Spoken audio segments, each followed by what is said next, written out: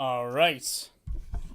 Let's see if we've got our mic check. Mic check, 1, 2. What seems like our levels are good. All right. Ladies and gentlemen, welcome. Welcome to the very first ever Medici Mentees Levels 1 through 3 tournament. My name is Emerald3ME, and I am your commentary host for the night. There's supposed to be more than just me, but he flaked at the last minute, so without further ado, it is just me. I am here to organize TO, to commentate, and everything in between, and I hope that you guys can join us for the rest of the night. So, before we get into anything, I would like to quickly explain the purpose of our Discord and the reason why we are doing this in the first place. If you will allow me a brief moment. Let's set up a nice window capture here.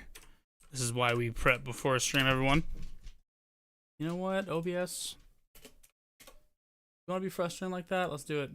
All right, so here, as you can see, is our lovely Medici Mentees Discord server.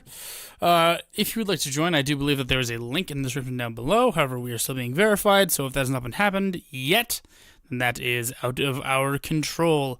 But here is the fancy features of our Discord server and why we think, or what I think at the very least, you should join it. Firstly, we have skill-based match, not making, but looking for games.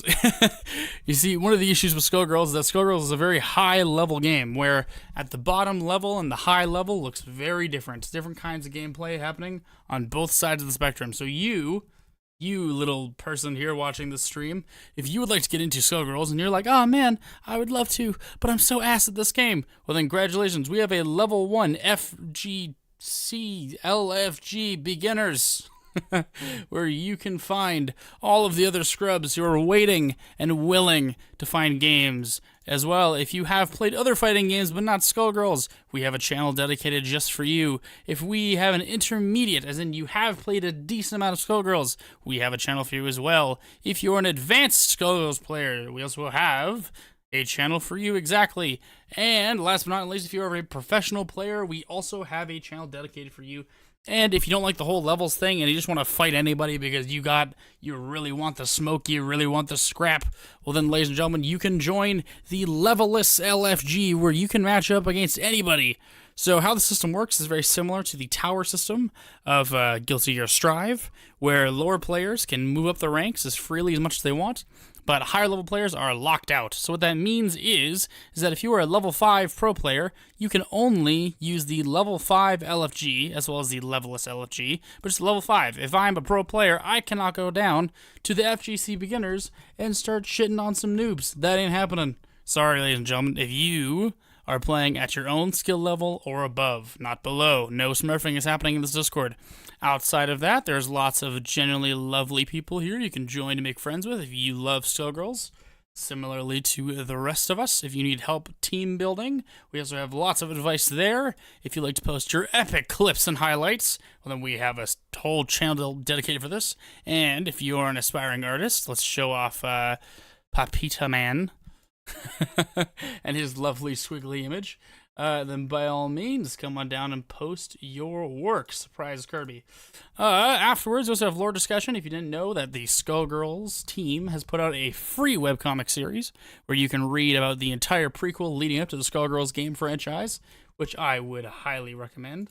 And I am now just realizing that the game audio has been muted the entire time, so you've been listening to nothing but the sweet sound of my slightly sick voice. So you're welcome. Now you actually have some background sound. Alright, well, this is the first, and there will be technical difficulties, especially when this is a one-man show. Let's see what General's saying, because they're probably talking shit about me. Is there a prize for winning this tourney? Currently, the only prize for winning this tourney is a special role and bragging rights. However, in the future, there will be pot prizes based on donations. So, if you would like to join with the future pretense of earning financial rewards, then by all means, let's blow this baby up, and then we can start getting some dono prize pools. But for right now, this is purely for bragging rights. So, now that we've gone through this entire LFG system, and you found hopefully found a couple people, found a couple friends that are of your skill level, we can also look into the tournament scene. So for our tournaments, we hold two different tournaments. We hold a level 1 through 3, where players level 1, level 2, and level 3 can come together and fight for that tournament crown. And then on top of that, we also have tournaments levels 3, 4, and 5. These are for the more advanced level players. But as you might have noticed, level 3 is in both categories. That is because we encourage our level 3 players to reach above and beyond and try to, what's the term? Try to lift outside of their weight class. Try to push themselves. That is the goal. So, with that out of the way, I do believe we have a tournament that we need to get into. So, let's just hope that this loads properly without any issues. I'm usually used to having a tech guy for this, but you know what? Sometimes life just happens, and you gotta roll the punches. Alright, so this is what a bracket looks like thus far. You can notice we've already had one DQ. Something that's important if you are a TO is that you must always prepare in advance, because inevitably someone will be unable to make it at the last minute, because life happens, and we don't shame for that. So unfortunately, while our dearest beloved Gogagune, not gonna try and pronounce that, unfortunately, as they were unable to make it, they have been since disqualified, and if anyone else, for whatever reason, needs to drop or leave in the middle of the stream, they too shall be disqualified. But we have a great tournament bracket lined up for you today. Even though, if you're watching and you're a pro level player or a high level player and you're thinking, why would I watch this stream? There's a bunch of noobs slapping each other around. Well, let me tell you, there's going to be some jank in this tournament that you've never seen before in your entire life, and there's going to be some fun, wacky matchups. Have you ever seen celebrity boxing? A situation where you throw a bunch of people together and you're like, I have no clue how this is going to turn out. Well, that's exactly what this tournament is. This is a situation where you have no idea who's on top and who's on bottom. That sounds bad. Anyways, moving into the actual bracket itself, we have a couple different players I'd like to point out as some fan favorites. First off, we have Radiant Veil. Radiant Veil is a popular zoning type player with a very famous, or at least infamous, in the Discord server, Robo Fortune player with Annie Assist. She is definitely a favorite to win the whole thing. However, we also have 1 in a million who is equally likely to take the highest of the highs, lowest of the lows. He could go either direction, but let's just say there's a good chance of winning. By and large, the vast majority of the players in this tournament are of a relative same skill level. We do have a couple different regions that are taking place. The vast majority of the players in this region, or in this tournament, are in North America, but we do have a couple exceptions. We do have a single Indian player and a single, I believe, was it Korean? I forget exactly where it is, but we do have a couple extra regions involved. By and large, this is a North American tournament. We are open to all regions currently because beggars cannot be choosers. So, before we get into things, let's get into the rules of the tournament before we get started. If I can pull this biatch up. I'm allowed to say that, right? On YouTube? They're just lenient than they are on Twitch. Big reasons to why we're streaming this on YouTube and not on Twitch is to avoid advertisements and to be able to say what I want. Alright, so let's quickly go over the rules. If all the tourney players are going nuts in chat right now, currently waiting for me to get it over with, Emerald. Let us play our matches. All right, so first off, both wired and Wi-Fi connections are allowed in this tournament. However, if the Wi-Fi connection is deemed too poor or is altering the results of the match, they will be up to judge discretion, or in this case, probably DQ'd. Outside of that, the bracket is double elimination, pretty standard, as you can see. All games are first to 3, so you need 3 wins to count as to move on to the next round. As well, with both losers finals, winners finals, and grand finals are first to 5. Inability to show up to your match will result in a DQ. So in this case, a DQ means you'll be moved 1 step down, so from winners to losers, and then from losers to out of the tournament. The winner of the match holds the responsibility of reporting the score to the tournament organizer, which you should already be well aware of if you're participating. Breaking any of the established rules in the Discord will result in DQ, and lobbies, which are going to be streamed, will be organized by a tournament organizer or by the match participants, depending on what is taking place. So, I believe that is the rule set. Allow me to check in with the old Discord server and see if we are ready to go. All right, ladies and gentlemen, I will be putting you on hold very briefly, and as soon as I'm back, we'll get back in with some nice Skullgirls action.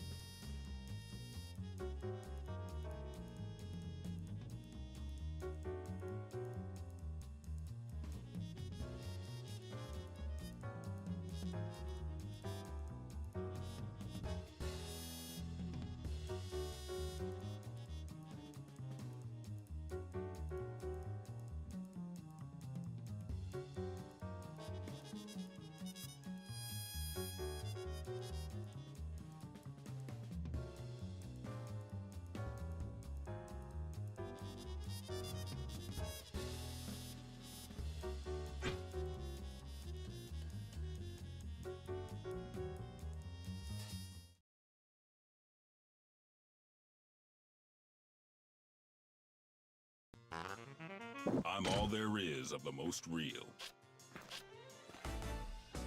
Ladies and gentlemen, it's showtime!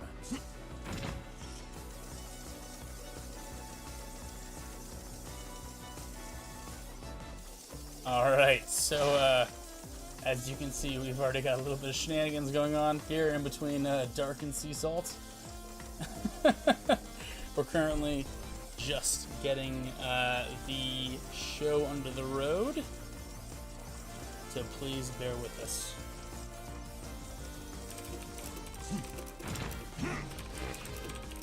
You're the cutest and fastest.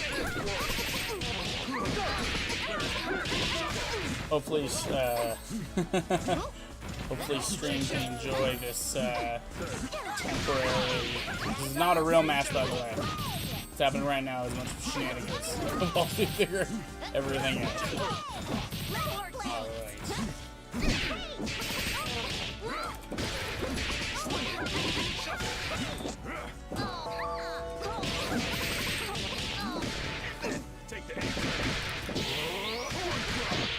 Take the shot. Oh wow, he's doing hard. Jeez.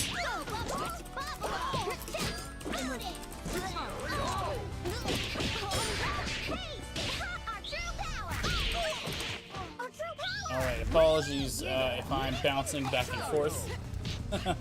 I am currently both TOing and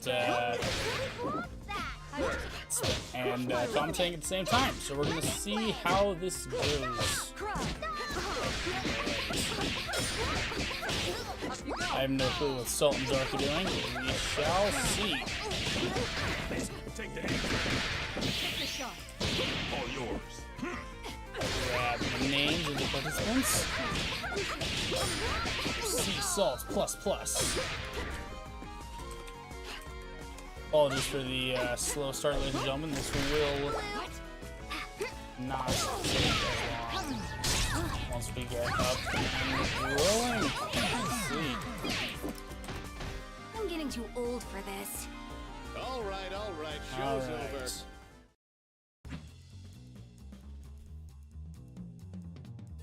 see.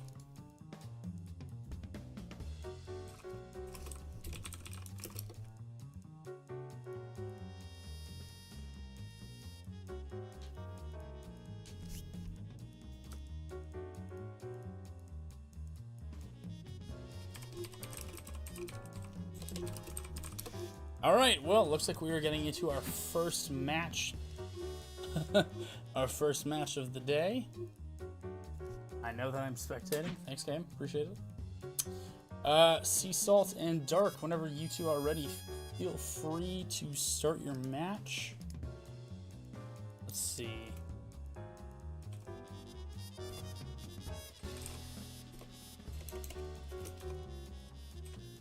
See, this is why we have a secondary commentator, so that way they can they can shoot the shit while I figure it out.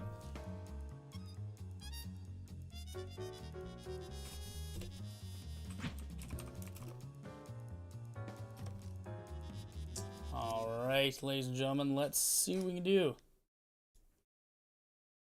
So, let's see if I've got the sides right. I believe that I do. Hopes and prayers. Nope, I've got entirely backwards. Awesome! This is going great. First try. Everybody, mind your marks. Action! Oh, early lead from Dark. Solo Salt running with the umbrella versus Dark running with a full team. We'll see how this goes. I have not seen a solo umbrella in a long time. Experimental. Let's see how it works.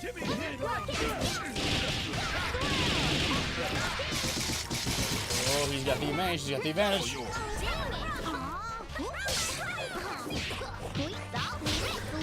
Let's see what we got here.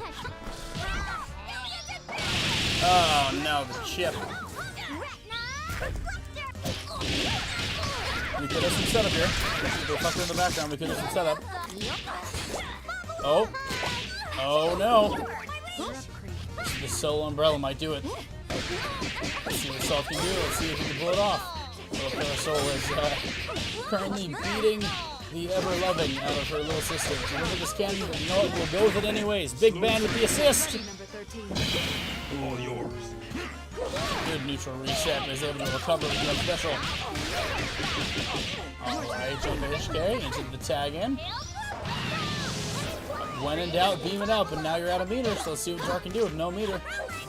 Sea Salt is not in a health commanding position, but with 3 bars can do a lot. Let's see what we can do with all that 3 bars. That might very quickly turn into 4 bars. Oh, alright, to get off me, super. Nice, nice, nice.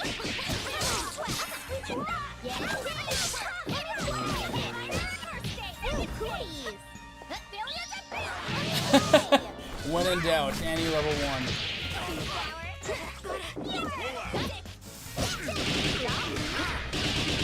Come on, Umbrella. Oh, the snap into Parasol. Interesting. I would imagine the snap into Annie, but it's an instant play. Maybe it's more confidence in the Parasol matchup. We will have to see.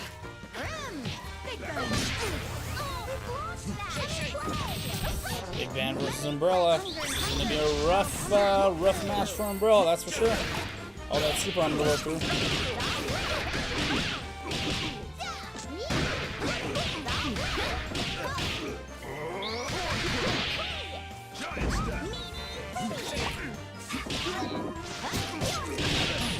I'm too old for this.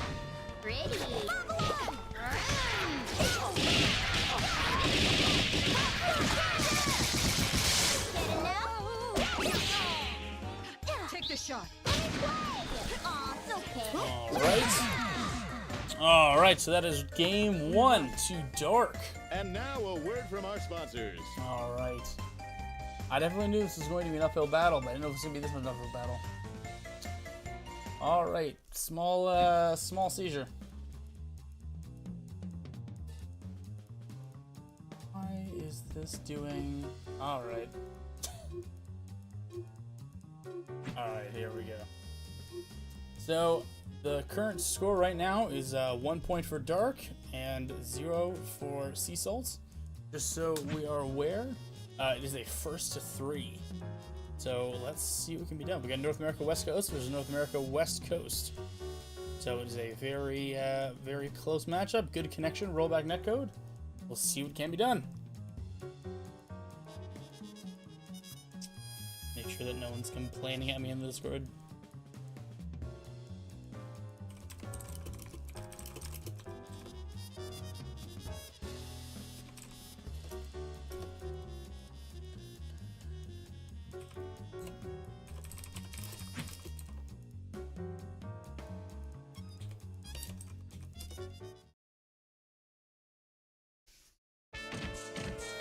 Alright, round 2.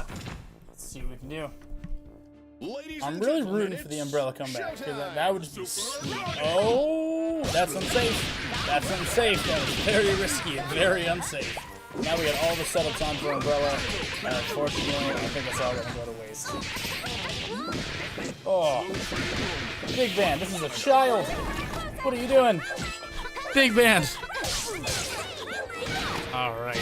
Come on, Umbrella. You can pull it back. See, as a commentator, I'm not allowed to have favorites, but in this case, solo Umbrella, I'm having some favorites. All right, we got the puddle set up down below. Let's see if we can keep Annie on that puddle. Unfortunately, Annie's mobility is going to allow her to not only get out, but side switch. That's not good. Ooh. Hard knockdown setup. Let's see what Annie's got. Oh, we got the grab. Okay. Overall, this is definitely a Sea Salt's advantage, but Dark has got some... Alright, they switched sides.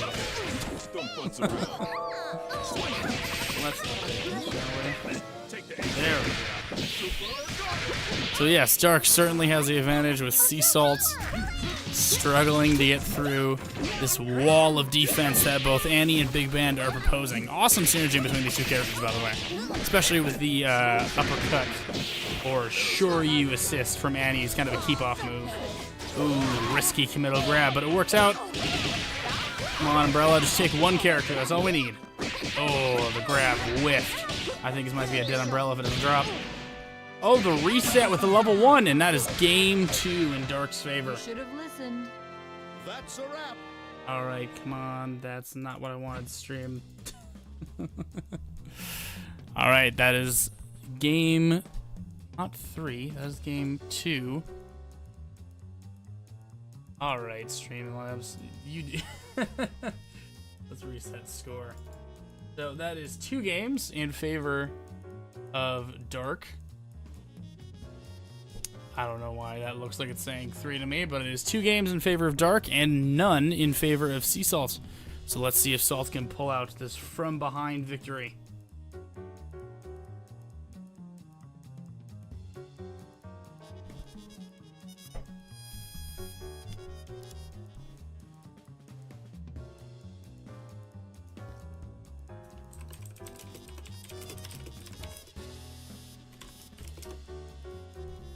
All right, come on. Let's see. Oh, Salt is currently in needing of recuperation, so we'll give Salt a quick moment to be prepared. Otherwise, we should be good to go. Oh, and he's back. All right, let's go. This is our likely match point. So let's see how this goes.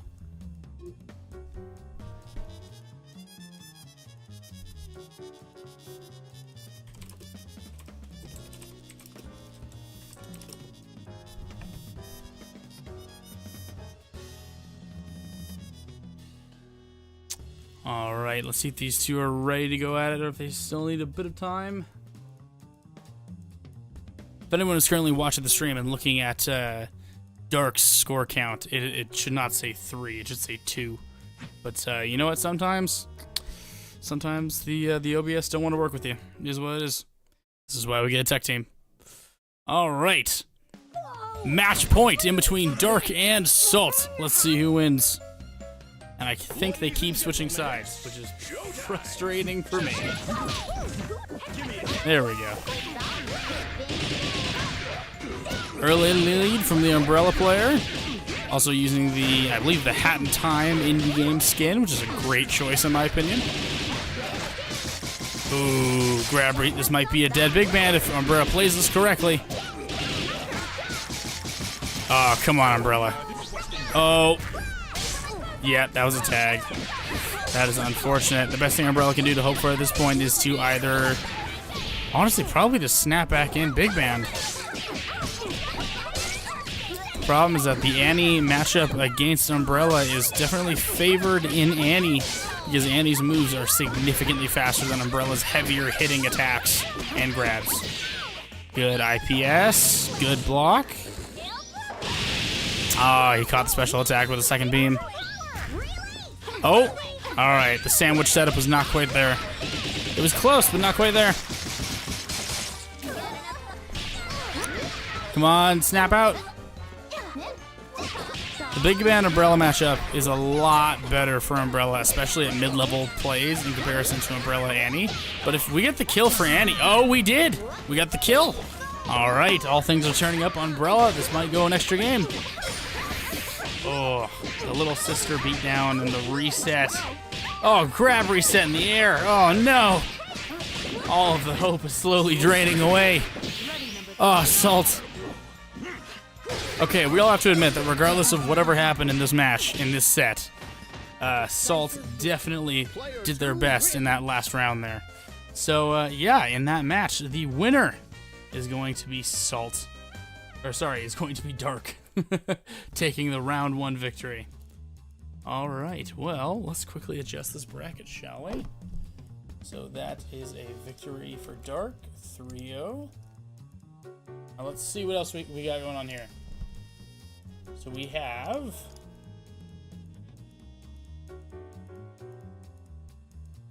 I'm so confused, the screenshot is tiny. I'm trying to figure out who won here. Alright, so Espresso lost the previous match. Let's quickly go here. So Fabi won with a score of 2-1. Let's see in between Grimbo and Hiko if they won. Grimbo won. Interesting. Oh, Espresso won 3-1. Alright, so Fabi has just informed me that that is incorrect. That Fabi actually lost to Espresso 3-1. And Grimbo did win.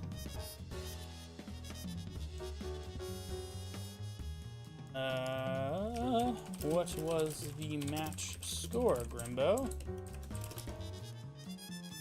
Submit.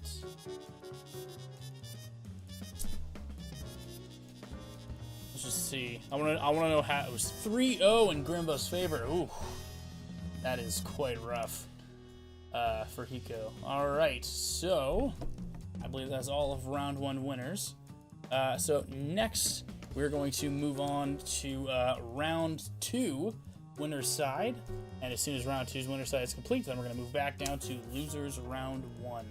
All right, so next up on the stream, we're going to have 1 in a Million versus Radiant Veil, 2 of the strongest players in this entire tournament. Let's just get them in here.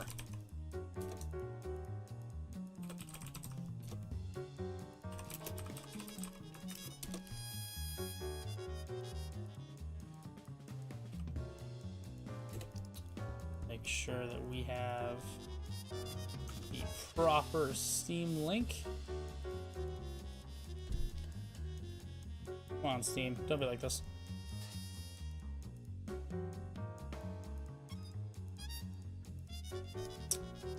Come on. Work with me here. I believe in the heart of the cards, or whatever I need to believe in. Whichever religion will take me. Alright. Got it.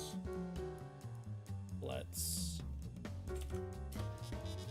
DM them individually with the link.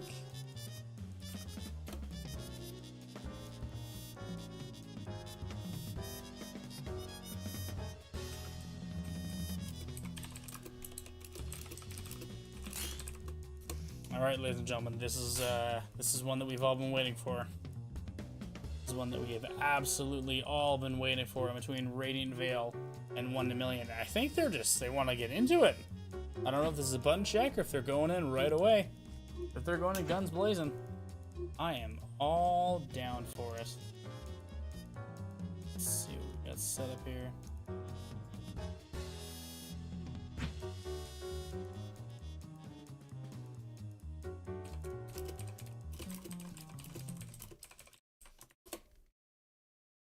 You'll need a thorough dusting. It all depends on your skill. Action! Alright, come on. There we go. Oh, this is getting brutal, like, right away. Oh my gosh.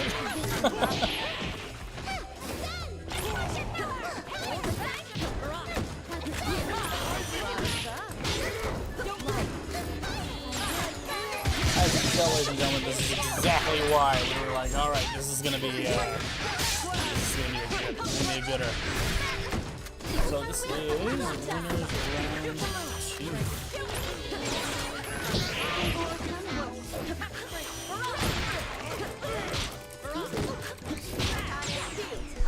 Alright, let's see what everyone does so far.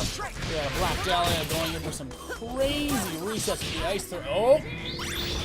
Invincible Super Interrupt. Sarabella and Radiant can maintain the zoning advantage with the Robo Fortune. Robo Fortune is arguably Radiant's best character, and with the Annie assist, is pot. Oh, I'm gonna stop talking because Robo is dead. Alright, Annie has all the capabilities that she needs to make the comeback. Let's just see if you can actually do it. Ooh. This is tight. This is tight. Unsafe uppercut. Unsafe. Oh, interrupt with the super. Oh, level 2. All right. All right. All right. Let's see what Radiant can pull off. Not realizing that I've accidentally misspelled Radiant's name. You know what? It happens. It is what it is. 1 in a Million's coming in with that Marie play. Thus far, the number one thing that we've learned in this tournament is that when in doubt, Annie Kamehameha is the best way to go. And that is round 1 to 1 in a million. Player 1 wins. Congratulations, 1 in a million. I do not know why it is handing these score points to the wrong side, but whatever.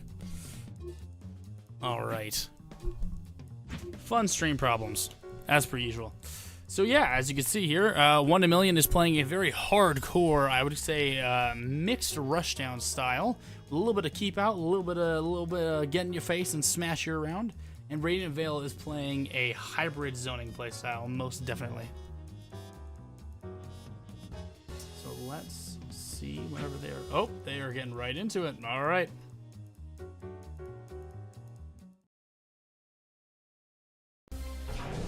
Priority override. New behavior dictated. All right. Nobody blink. Action.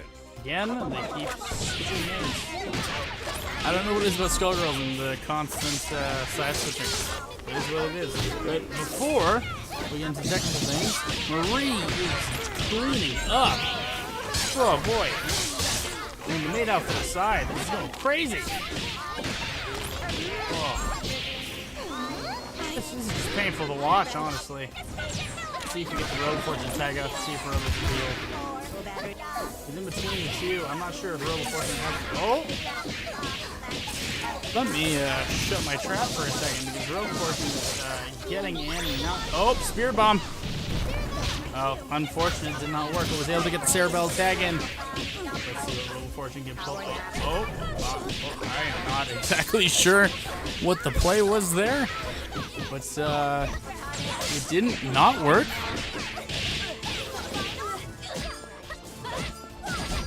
Honestly, I'm just dumbfounded by the interaction. Oh. Unfortunately, the push block was able to keep Robo Fortune safe. That is all that matters. A lot of unsafe usage of Super. Although it could be a prediction based on calling it assist.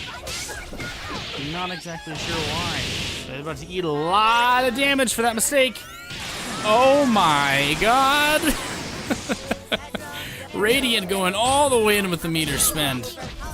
I mean, they're both similarly low on meter, so let's see what happens. And also not to mention that Robo Fortune's meter build is nothing to scoff at. That devious Annie uppercut assist, able to pull off any neutral interaction in Annie's favor. Oh. Honestly, this is anyone's game right now. This is real tight. Let's see. Oh, it lands, but just due to the scaling, it's going to get low. All right, so at this point, it's... Oh, no. Radiant's going to be forced out of her zoning playstyle and into some close quarters, which we all know 1 in a million is a lot better at, so let's see what happens. Oh, I think this is over, ladies and gentlemen. I think 1 in a million is going to take it with the... Oh! Spirit Bomb. Chip. Yeah, chip damage with the Spirit Bomb. There we go. 1 in a million. That is 2 up. 2 games up in 2... Although, let's be real. These are both very, very close games. Absolutely. And I think this is exactly what we were looking for. In a lot of instances, if certain interactions had gone a different way, I think the outcome could have been entirely different. It was just that one unlucky snipe with the Robo Fortune that led to the entire thing falling apart. Let's see. Because we all know that Radiant is very capable of making these comebacks. So let's see if she can pull it off.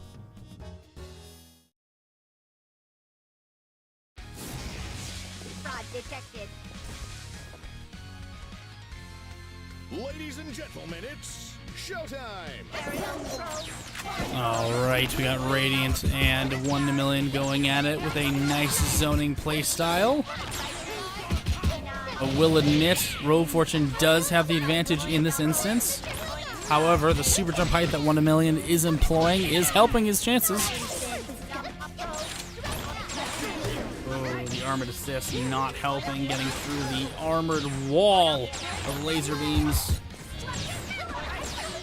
1 in a million just really quickly. He's going to lose Marie to Chip. It's already half health gone. This keeps going. We can get to 2/3, and it could be a dead character before you can snap your fingers. All right, 1 in a million. Let's see what you got. We're in a pressure position where H Thermite Beam is going to wreck you. Alright, safe tag out to try and get that heal. Alright. Well, if anyone can armor through the zoning, Cerebella's a great choice. Oh, here we go. Here's the turnaround. Yep. We got Cerebella going in into... Okay, saving the meter. Respectful. Saving the meter. Oh, the chip damage on the assist. That's going to feel rough. Alright, Marie's not looking so hot in the back line of 1 to Million's team. If you can get the snap in on Marie, then it's GG's. Oh no, that don't look so good. This might be... See if Radiant is confident enough in the zoning capability. Or if we're going to tag... I think actually, regardless of the situation, Radiant's taking this game. I'd be very surprised if 1 to Million can take us from behind. Because regardless, we're dealing with a full health Annie with meter. One lucky level 1 to happy birthday, and that's a dead team. And that was a waste. Never mind. This is an intermediate tournament, ladies and gentlemen. Alright, 1 to Million versus Radiant Veil. Possible match point. Let's see how this goes. There we go. Radiant Veil taking a game. And now a word from our sponsors.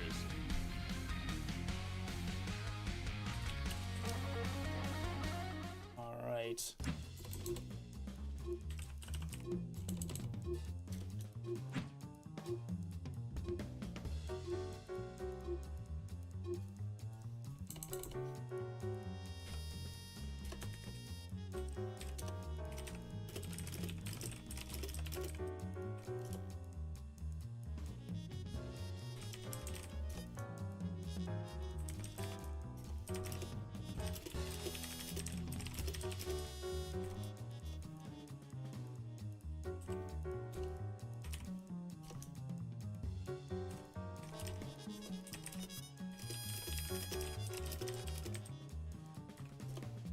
All right.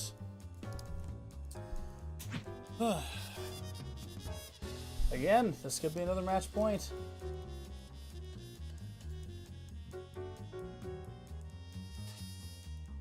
A quick peek. Currently, I've not gotten any of their bracket results back, so we will have to wait and see for that. But this match could be a nail-biter. I guarantee this could go to Game 5. Alright, so we know how this is going to start. Most likely going to a zoning affair. Oh, no, 1 Million's going straight in. Learned from last game that taking all that Marie chip was not necessary. Alright, staying in that super hemp height to try and give Rosewood a hard time. Unfortunately, Rosewood was able to get Marie into the corner for some rough damage. Looks like we're getting about almost half health. Not quite exactly. Oh, big Cerebell throw into level 1 hyper combo. Ooh, let's see if we get the snap. Nope. Oh, this is a dead Robo Fortune. Unfortunate. 1 to Million with the heavy advantage in game 4.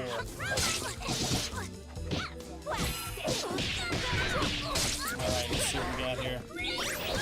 I don't want to say this is a wash, because Annie is doing a great job at pulling out all the stops. However, the advantage is heavily against Radiant Veil's instance. But I believe in the comeback potential if the level 1 super does not smack the straight in the face. Oh, this is unfortunate. This is an unfortunate end to the set. Well, hopefully we'll get the run back afterwards. I know Radiant can still pull it out, but realistically, with that lack of meter, I think it's game over. All right, well, good job, 1 Million for winning the set 3-1. Definitely some close games in there for sure. All right. Now that we've got that going down, we have got Radiant versus Eco in losers, while we let the rest of winners round 2 continue.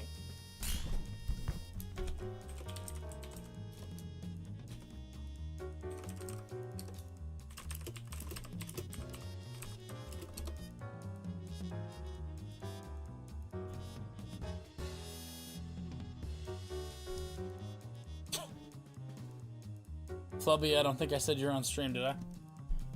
I really hope I didn't. Yeah, Flubby and Dark, you guys are playing off stream. So I'm sorry, Flubby, but you will get your chance. I promise. I guarantee you. Alright. Let's see if Radiant is ready to get back in here for her redemption.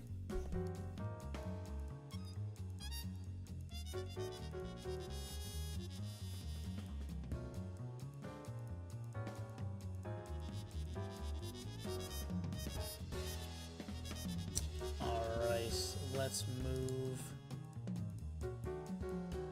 back into the bracket screen.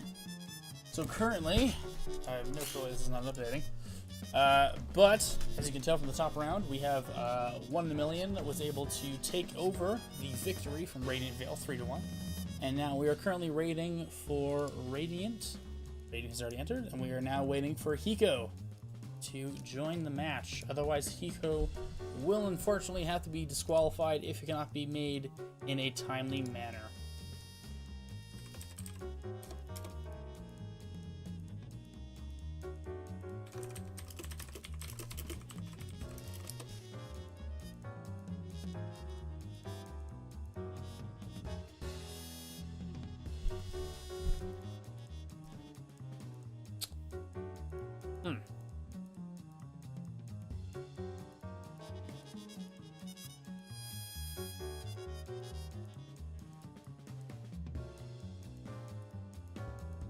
Alright, well, we are going to set a timer.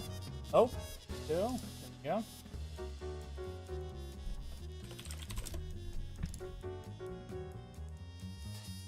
Let me just set. Let's see here. Let's get everyone all linked up and good to go. And we are able to get our next, or our first match of Losers Round 1.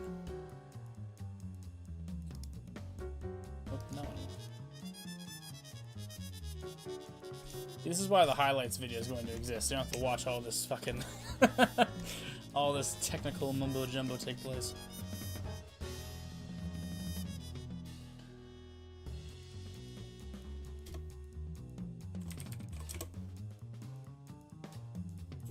I think Hiko might be getting some cold feet.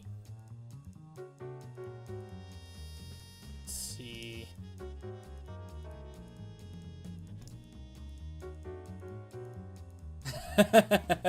Hiko is not enthusiastic about fighting Radiant, but we will see what happens. All right. Just wait for Hiko to get into the lobby, and then we are good to go.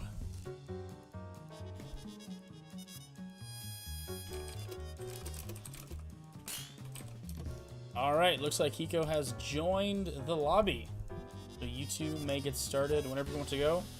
One thing that I would like to mention is that these two are in incredibly different regions. We're dealing with a Southeast Asian with a North American Western. So I'm expecting this connection to be kind of shoddy. But you know what? Skill can triumph shenanigans, and worst case scenario, we will make a judge call based on connection. So let's see what we can do.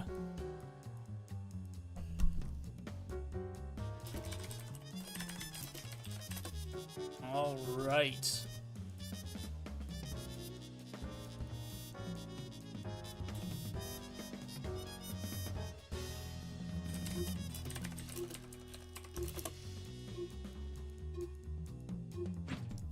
All right, fantastic. So we do have the wonders of rollback netcode, but we'll see how much it can save us.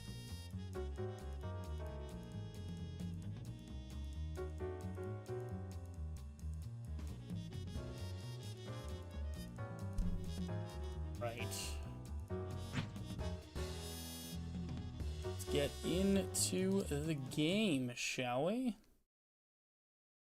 Let's see which side we're working with here. I don't chance this to get it wrong too many times. This may sting a bit. Ladies and gentlemen, it's showtime! Alright. We got Nico on the left side. We have Radiant on the right. Alright, Radiant is already taking this match. Ooh. I don't really know how to phrase it. Other than the fact that this is this ain't going too hot. This is not exactly what I would call. This is what I would call rough. This is what I would call devastating. This is what I would call ouch. So we shall see how the rest of this match unfolds. However, I think I might have just set up a massacre on stream for you guys to watch.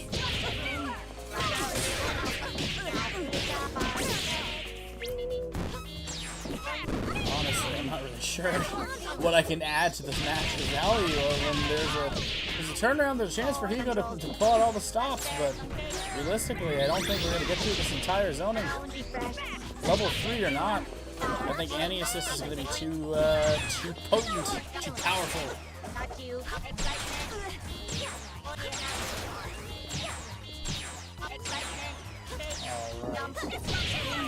Yep, that Annie assist. Something you gotta watch out for.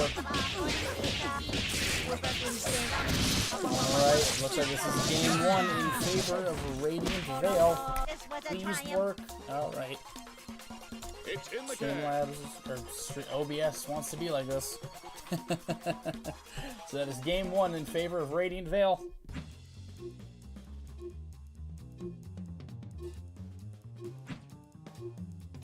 Alright. Let's see what we've got. We got 2 more to go, and Hiko is still got the ability to show off some skills unless Hiko wants to DQ prematurely. However, I'm not sure that that is the play.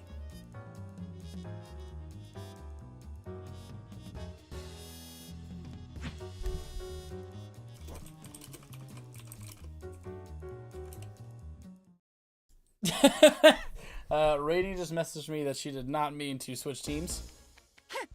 So you know what? In my opinion, this is going to be giving... Ladies and gentlemen, I mean, they can gentlemen's out of this match if they want, but I think they're going to play it out. This is not Radiant's main team, ladies and gentlemen, but let's see what can happen. Oh well, Annie assist is still a thing. So therefore, I think Radiant... Also, Radiant still has the Annie Repertoire control, so I think blending down the Black Dahlia is experimental, however not crucial to the team. So over here, I think Hiko is going to get some cheeky Valentine plays on Black Dahlia, but regardless, as you can see, that's an Annie assist. Annie has a fantastic neutral interrupt assist. And also not to mention, that the zoning for Black Dahlia is nothing to sneeze at, and as a Radiant Veil zoning player, this is her specialty. Cannon Alpha. Oh, we got the barrel. The barrel is out. This could lead to big damage. Well, this could lead to damage. Maybe not exactly big. Back to a neutral standpoint. We got the assist bait with the 2 MP in the air. And the uppercut into level 1. Looks like Radiant's gonna take, oh, level 3. Hey, both. Oh, just the 1.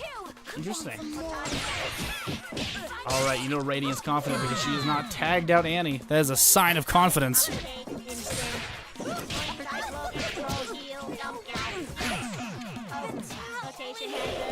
Ooh.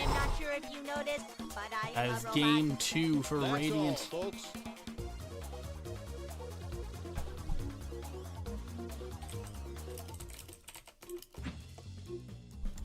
Alright, we are on match point for Radiant Veil.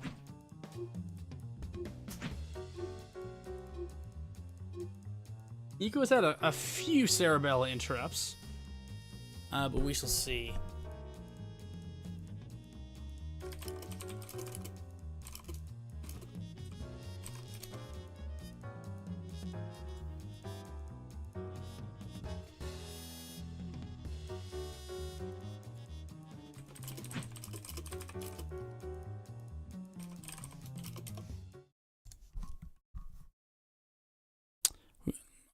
Looks like we're having some connection issues in some of the other games in the tournament that I'm currently sorting out alongside. Why is this lagging so much? Skullgirls lobbies, no, don't break. Side effects may include nausea, headaches, and death. Nobody blink. Showtime!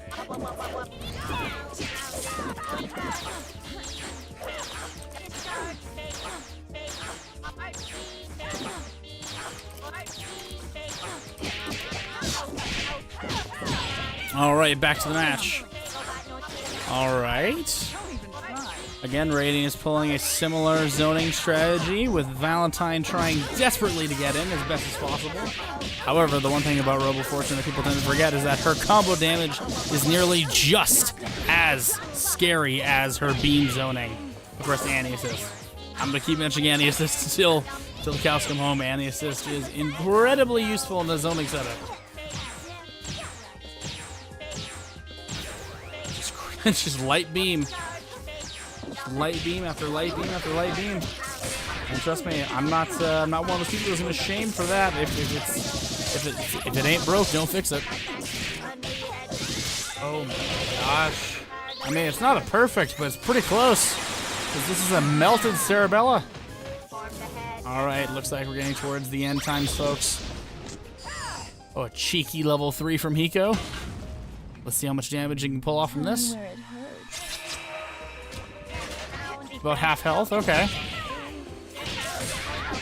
Although I think with the neutral win from Robo Fortune as in the lead to the end of Game 3, with Radiant Veil moving on and possibly beginning an insane loser's bracket run.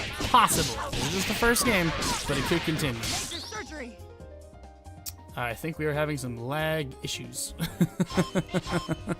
However, even if the connection drops, I think it is fair to say that Radiant Veil has taken this match.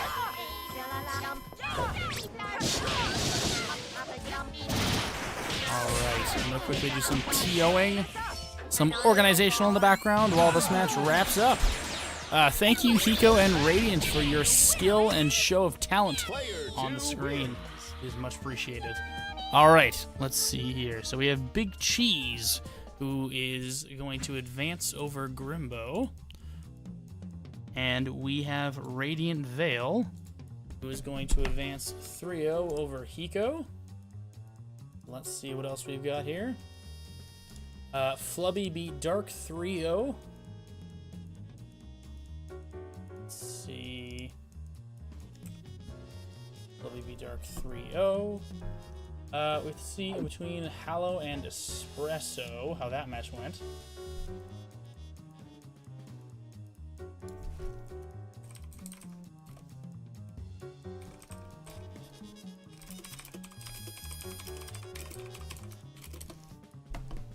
Otherwise, I will be calling both stream match and off-stream match. Let's just see.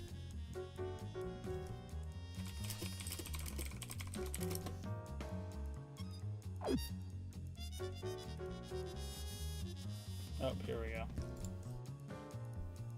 It looks like Hollow took the victory over Espresso, and I'm not sure by how much. Oh, 3-0. Alright. That is a feels bad. So that is a 3-0 in Hollow's favor. Alright, so we are soon establishing our top 8. So for now, for those of you watching, we're going to be doing some losers bracket runs up until we get to top 8. So, first up on stream, we are going to have a disqualification already.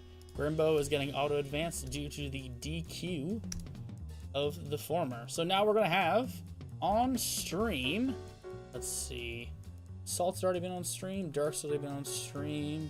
Let's get Fabi and Dark on stream, shall we?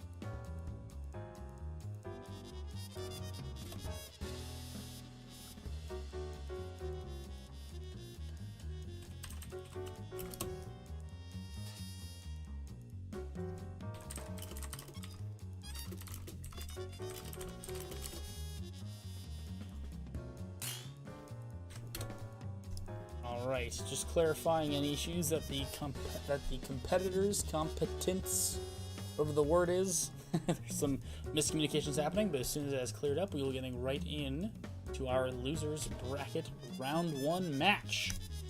And hopefully, we will make it to top 8 within a reasonable time frame. How are we doing so far for time? We are an hour and 40. Sweet, that's about halfway through the stream. Are me and Espresso good to go? Oh. Yes. Off stream.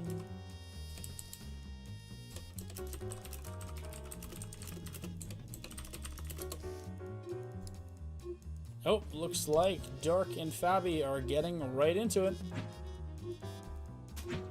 Alright, let's get into the lobby, shall we? We have South America. Interesting. I did not know that. So we have South America versus North America, West Coast versus North. So I'm not quite sure how the connection is going to be, but we shall see.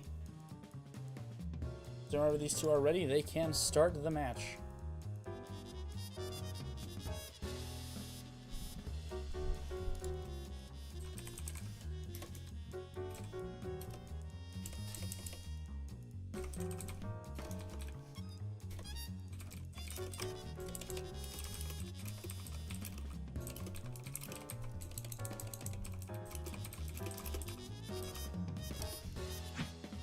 Alright, looks like we're getting into it.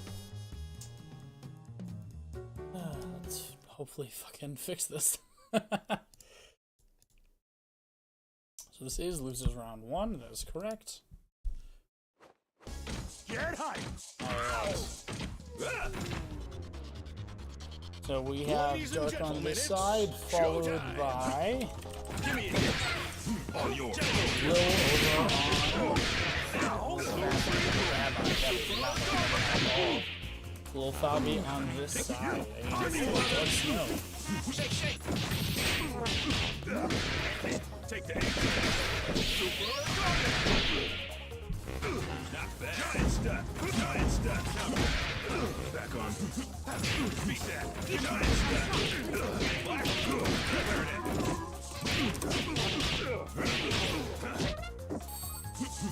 Give me a hit. Give me a hit. Alright, we have the Battle of the Big Bands happening currently.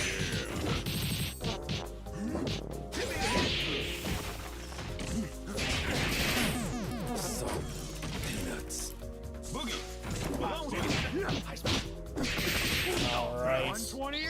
We got the Beowulf Big Band versus the Big Band Universal. Alright. Love to see it, love to see it. Although the Beowulf without the Big Band support is going to be rough, even though we have to take out Big Bands on both sides. We're officially in a Vandalist match. So we're dealing with a powered up Beowulf against two slightly less powered women with extendable objects that may or may not be sharp. Ooh, that, yeah, I was gonna say that gigantic arm is not safe. There's travel time there. In the travel time, and you can recover. I do believe that that is unsafe and punishable if closer. Bobby's doing a great job of maintaining that space with jumping H, and he's doing a fantastic job with zoning. Let's see. This is going to be Beowulf against zoning. And there's not enough gigantic arms in the world that can get you through all of this. Can you get a lucky grab? And that's a dead character. Unfortunate. Alright, so that is 1 in favor of Dark. Alright.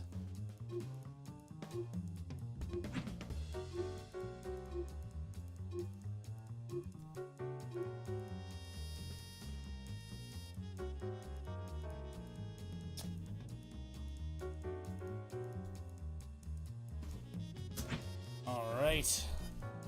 We are on game 2 of Dark versus Fabi. And that game was actually a lot closer than I thought it would be, to be honest. But Fabi is definitely pulling their own for sure. Even though Dark has been wrecking, has been tearing, has been ripping and clawing their way through this tournament, even though they lost round 2. They are still putting in their all, and I fully appreciate that. All right, guess they're just taking a reset, taking a breather. Let's see. Let's see who's taking these fellers so long. Getting to game 2, gotta keep the momentum going. I know your knuckles are hurting. I know you're sweating. I know there's anxiety pulsing through your veins. You gotta push through. You can do it, I believe. Oh, looks like we're getting in. Get high. Clench. This battle is all in the mind. Action!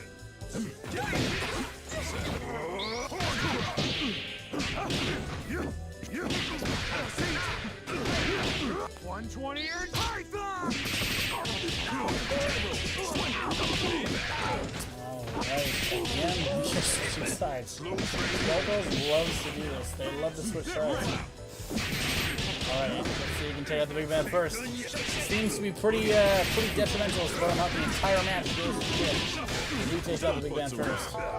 And it seems like Dark has the advantage of the big man mirror. All yours. Oh! Anti-cast. Alright. Was not, honestly not thinking that would be the case. Rather was just going to power through, take out the big man, or maybe do a safe shot afterwards. But no, he wants with Annie out now. Annie don't wait for nobody.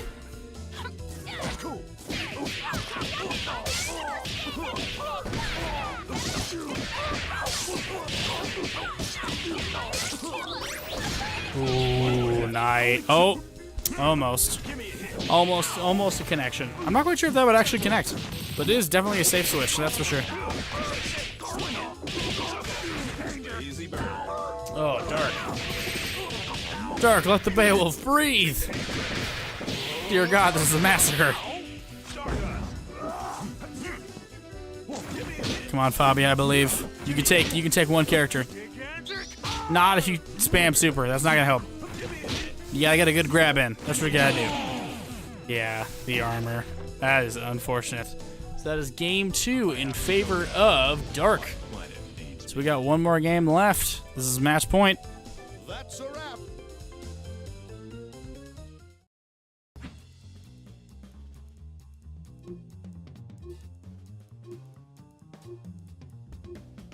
All right, Fabi.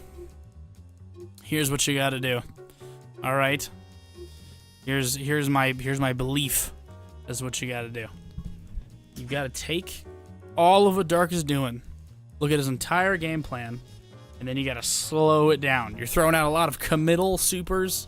You're throwing out a lot of committal attacks. A lot of things that are very punishable, and Dark is catching him, is punishing you for it. Therefore, if you can play a little bit more reserved, just, play with your large hit boxes, try and space them out, then maybe you can get something going. Just maybe.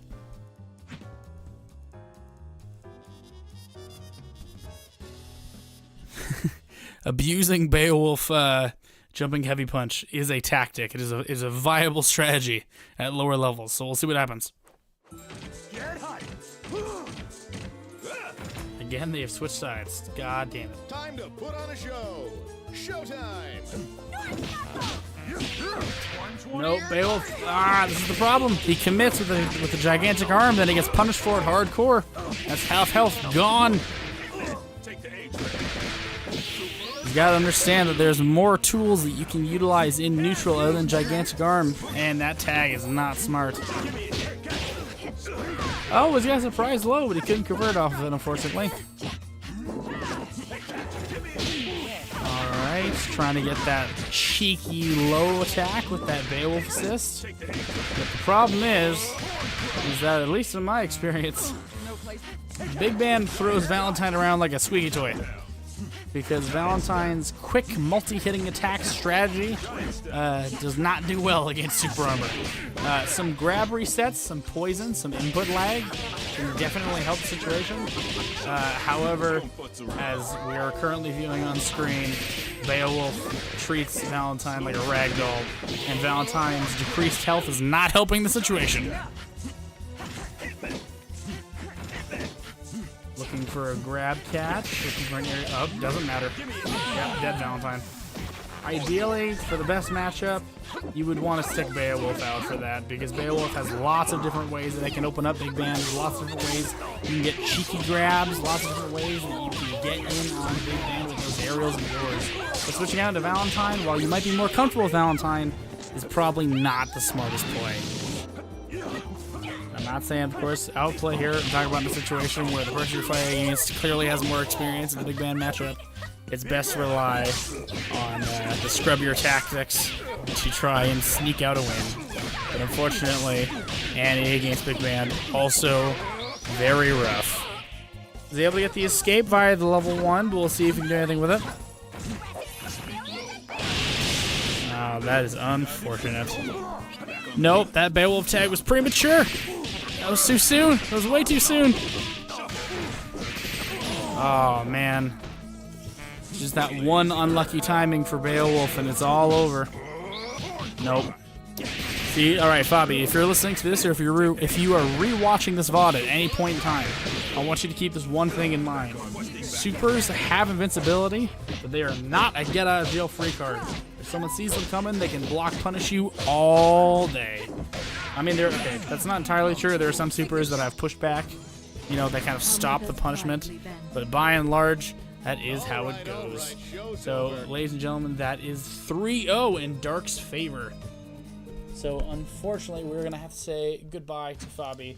I appreciate Fabi. I appreciate your ability to participate in this tournament. And I hope to see you soon in the future. Alright, so let's quickly check what we've got going on here. Little Fabi says, oh well, GG's. Yep, sometimes it just do be like that, Fabi. Hopefully, Fabi, when you watch this back, you can see that there's a lot of areas of improvement. And definitely when some tournament nerves can enter your system, the blockbuster supers can just come flying out, even when it's not exactly necessary. But I fully appreciate you joining this tournament, and I fully appreciate everything that you've been able to offer thus far in terms of entertainment. So, let's see what we've got going on. Dark is being a good sportsman. That is something I would like to point out. So, headed back to the bracket.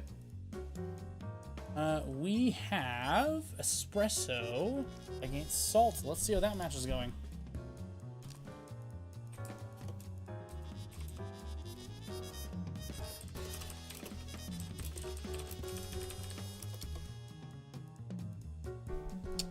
There's too many gifs in this chat for me to tell they have finished this match. They have definitely started the match. I'm not sure if they have finished it.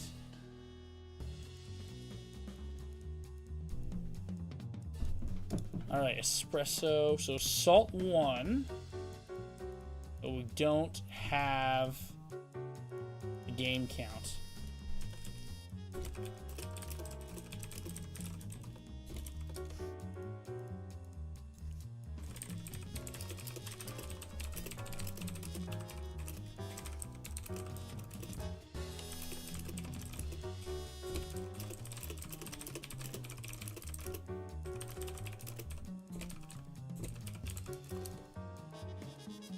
So we get 2-3 in Salt's favor. All right.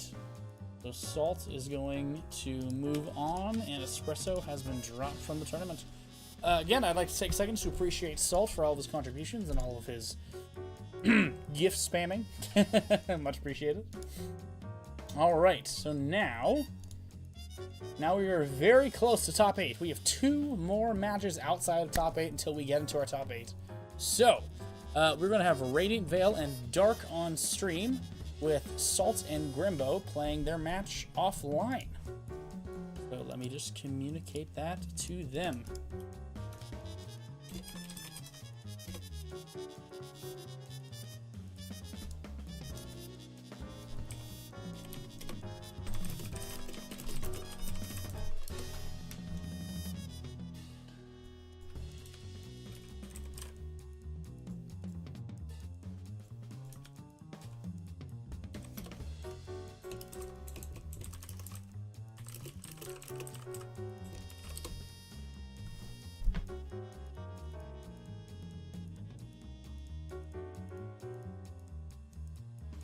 Alright, let's just get everything nice and set up here. Just in case you've forgotten my face or who I am. My name is Emerald, Emerald or Emerald 3Me. I am the admin, creator, and current owner of the Medici Mentees server. If you would like to join and participate in fun tournaments and events just like this, feel free to do so. We LFG for skill-based matchmaking. Skill-based LFG, my apologies. So if you are a new player, you do not have to worry about getting your ass beaten because there will be someone else who is equally as good or bad as you. Alright, so you're looking at Dark versus Radiant. And Dark is, he's saying in chat that he's praying right now. He's currently praying against Radiant. However, if anyone can take out Radiant in her crazy losers run thus far, I think Dark has a pretty decent chance. We'll see how it goes. Alright, we have both of our contestants in the lobby as we speak, and they can start whenever they'd like.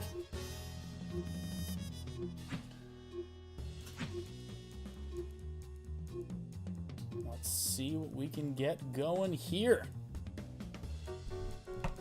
Now this matchup is very interesting considering that Radiant is playing a very heavy zoning playstyle, while Dark has more than enough power to raw push through that zoning. So let's see what happens here. Let's see if Dark is able to fully decimate the zoning playstyle just by smothering. That is the expectation.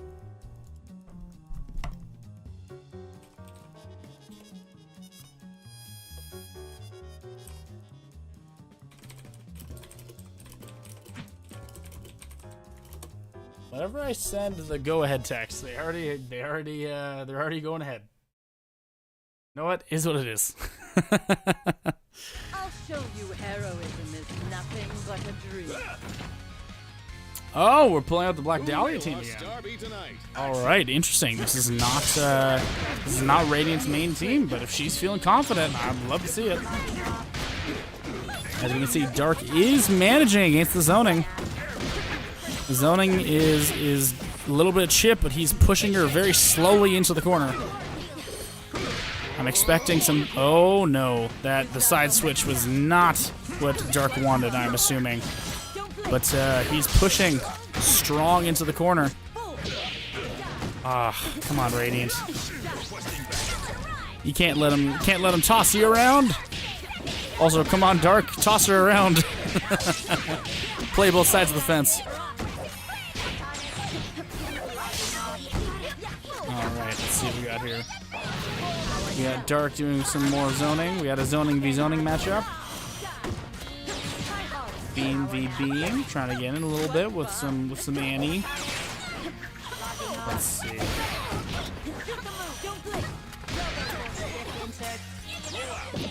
Here we go. This is good. This is in Big Band's favor. Although, even though it's currently in Big Band's favor, you will have to say that Road Fortune has a lot of health and Big Band has not a lot of meter. Annie assist. That is unfortunate. Ooh, the cross. Devious cross up from Robo Fortune. Alright. Oh! Alright. Looks like the reset did not work as intended. And that is definitely a bait. However, he's super to get out of it. Oh, come on, happy birthday! Oh, he didn't spend. Alright, that's fair enough. Is this a dead? Oh. Oh, that is dead. All right. I would definitely tag out Big Man right now if I was Dark. But Dark's on a roll, so who am I to tell him what to do? All right. Thus far, we are in Dark's favor. Let's see if Dark can outzone Dahlia with Dahlia's increased range. That is a big difference here, that Dahlia has, in every way imaginable, longer range. And she's dead, so that should be fine. And the bomb! The bomb that was undetected. Black Dahlia, even post-death, post-mortem, having an effect on this fight. Alright, let's see what we can do. In the Annie matchup, Radiant is supreme. Let's see what Dark can do, because Annie has a lot of comeback power. If anything, you could argue that Annie has one of the highest comeback potential of any character in all of Skullgirls, especially with her Magical Girl transformation. Although, if Dark keeps playing his cards the way that he is, he might be dead. I keep setting up these lines like, oh yeah, Dark's gonna do something fantastic, and then it doesn't turn out that way. This is unfortunate. Alright. So we have Dark against Radiant Veil. I feel like I'm misspelling this. I am. Alright, so that's one game in Radiant Veil's favor.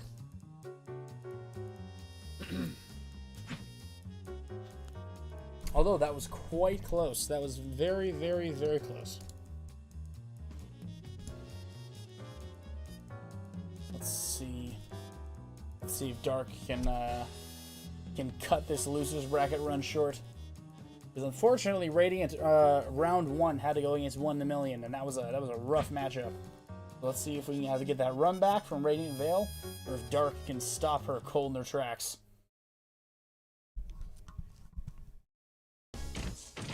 All right, training stage.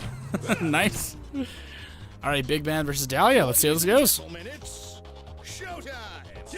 And of course, they switch sides again. Fantastic. All right, managing the zoning well. Oh, well placed, level 1. Nice. Let's see if we can get more off of that. Just level 1. H brass. Nice. Got some pressure. No assist call, which is interesting. You'd think there'd be some lockdown assist call, but no. Now we're in Black Dahlia's world. You just entered the Medici Mafia, son. Oh, level 1 with the happy birthday. Robo Fortune and Black Dahlia were just caught in that. Oh, wow. 1 H brass, and that is a dead Black Dahlia. Alright, Destruction Pillar. Interesting. Alright, we do know that Radiant is a Robo Fortune specialist, so let's see what she can do. I think this might be a dead Big Band. Yep, this is a dead Big Band. Alright, well Dark still has 2 more characters, and we all know that Dark's Dark's Parasol is formidable. Ooh. But the pressure. Can Dark escape the pressure? Even though the scaling is in Dark's favor, the pressure might not be. that little lag drop might actually help Dark in the long run. Or he's gonna get corner to cornered again, which that is oh, the reset grab into level 1. This is not looking. Oh my! This is oh yeah. We want this Parasol dead. Parasol ain't living in this house. Alright, Annie v Annie. We all know who's better at the Annie matchup here. Unfortunately, this is Radiant's territory. This is Radiant's world, and Dark's just living in it. Oh, that's a bait. That's a bait. I mean, it's a failed bait, but it was a bait. The IPS bait. That's unfortunate. Player 2 wins. All right, fighting off a cold and commentating has its own trials and tribulations. So if I am calling out things that are incorrect, or if I'm calling out just ludicrous shenanigans, I'm gonna blame that on my illness. Full stop. I'll blame that on the fact that my co-host is unfortunately unavailable. All right, let's see what we can get going on here. You know, if Dark can reset, there has been moments where Dark has had the upper hand. Dark just needs to make sure that Parasol does not get TOD'd. Well, it wasn't really a TOD, but you know what I mean. We need to make sure that Parasol is a valued asset to the team and not a detriment.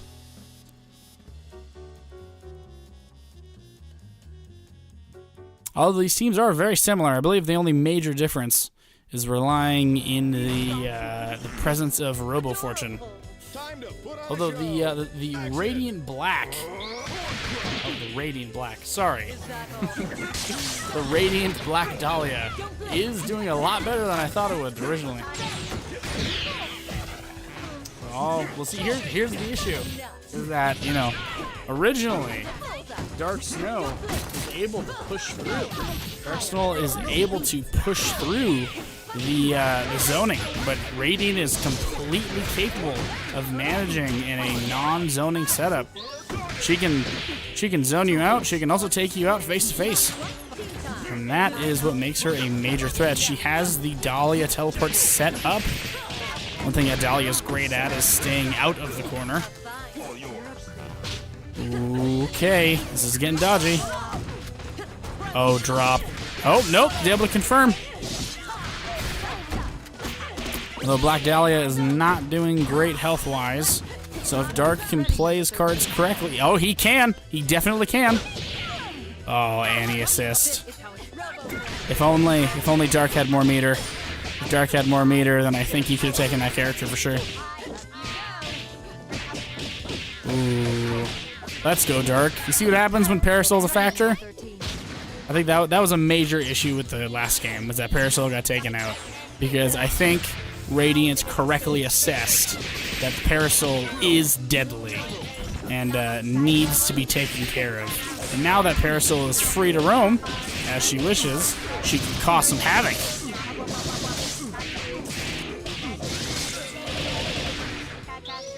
Oh, dead big band. Oh, and the set play. And the unnecessary meter spend. We got the set play and we got the switch into Annie. This is looking rough, and I think we can all see that Radiant is correctly viewing that Dark's Parasol is a threat. So and this is why, because this is going to lead to a dead. Oh, the shot missed. I was honestly thinking that was a dead Robo Fortune, but I guess not. All right, if I was Radiant, I would tag Robo. Because Annie is very competent at dealing with zoning. Oh, no. That's a lot of meter for a lot of nothing. Oh, we're getting somewhere. We're getting somewhere. And we're building meter at the same time. Ooh, the reset. All right, back to neutral. I don't know what the point of that was, but all right. We brought in Robo Fortune just to kill her. Come on, Dark. You can break out of this. Never mind. That bomb is not going to feel nice when it goes off. Oh, no, Dark. Yeah, I think this is over. Because, yep. All right, well, that was a good game, Dark. Dark definitely, even though it was 3-0, each match was closer and closer and closer to being even. So I appreciate that. Dark's definitely putting in work for sure. All right, back to the old bracket. So we have Dark losing to Radiant Veil 3-0. Even though I wish I could write how close that match was. It was certainly a lot closer than I thought it would be for sure. So Grumbo lost to Sea Salt. What was the match count? And then as soon as that's done, we are in top 8, ladies and gentlemen. So for top 8, we're going to work our way bottom up. So we're going to go from losers all the way up to winners. Actually, I don't think we can do that. We have to go the other way around. Sorry. We have to go from winners all the way to losers. English is a language that works forwards and backwards, but not when I use it. Alright. It was... Oh, 3-0 in Salt's favor. Oh, that's rough. Alright. Salt also making a nasty, nasty losers run. Although Espresso did put up a fight in 2-3 and 3-0. But Salt is climbing their way. So if this goes cleanly, we might get a Salt versus Radiant matchup. So on stream, I believe we have had 1 in a million play before. So let's get Hollow and Big Cheese on stream first, and we're going to let these two wait. Because we're not going to do any more matches off stream.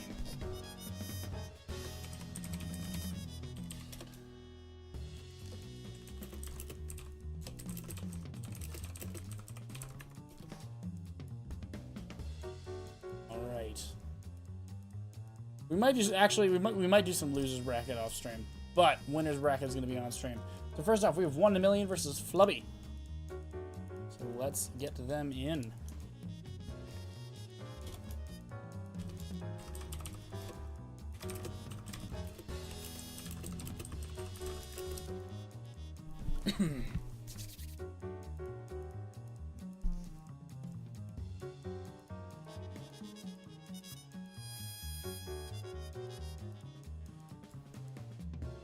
Alright. Let's make sure that I have provided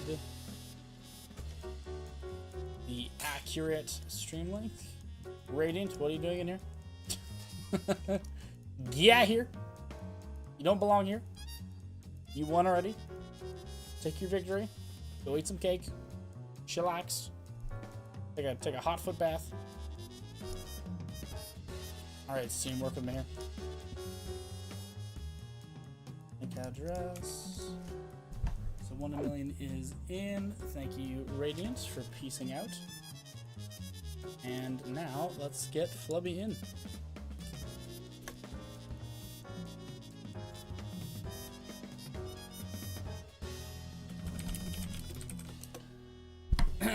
Alright. I believe this is Flubby's first time on stream. So this is going to be brand new for all of you watching. So let's see how this goes. Let's try and keep my coughing to a minimum. Alright. Let's wait for Flubby to get into the lobby.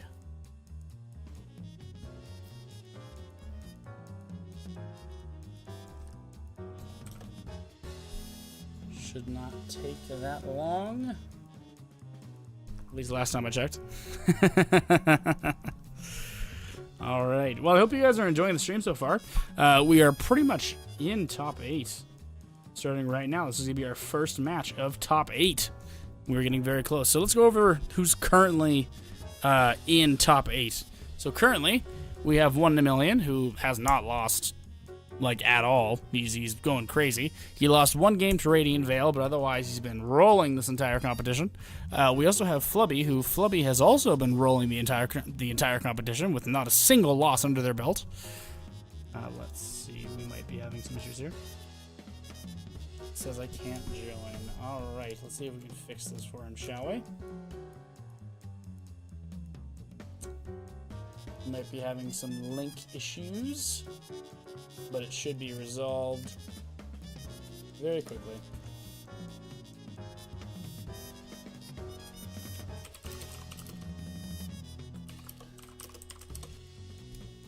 Alright. Let's see what we've got.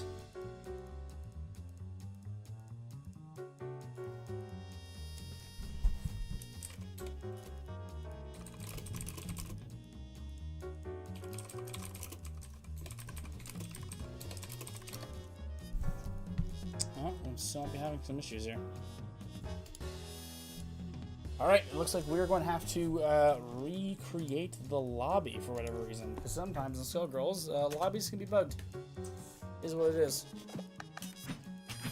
So I will quickly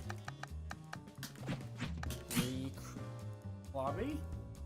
And we should be good to go afterwards. Copy link address.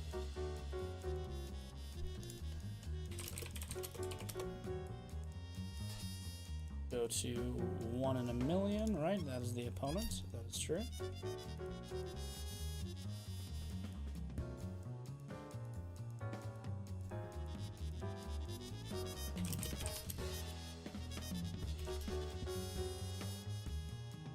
All right.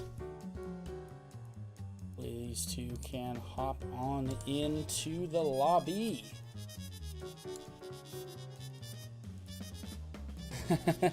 Bubby's having some connection issues, unfortunately. Well, while that's happening, let's go over a little bit about what has happened in this tournament while these two get themselves sorted out.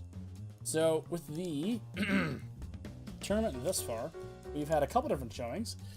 Firstly, I'd like to point out, oh my god, there is a lot of stuff happening all at once. Nope, failed. How was their failure?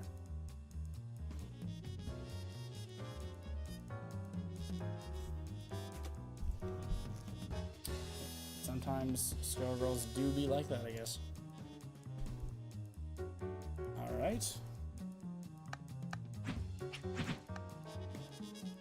Create lobby. Private slots, none. Right.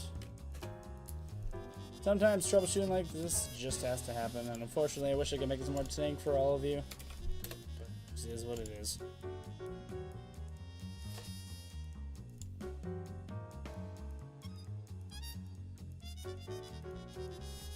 There is the possibility that I myself am having a Skullgirls issue, but I doubt that is the case. Because as you guys have seen throughout the stream, we've had multiple games with issues.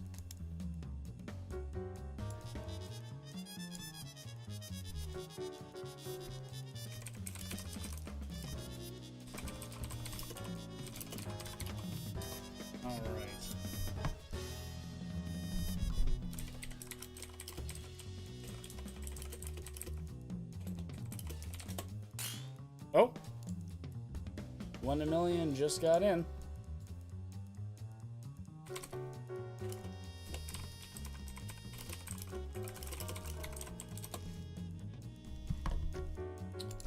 Let's see if we can get this technological issue figured out. So in case you guys don't know, we're also going to be editing a highlights of this tournament. So if you guys want to skip through all of the shenanigans, feel free to not watch the live stream, but instead watch the highlights. Okay, link did not work, but I got through the public lobby display. Alright, I'm going to quote this to Flubby.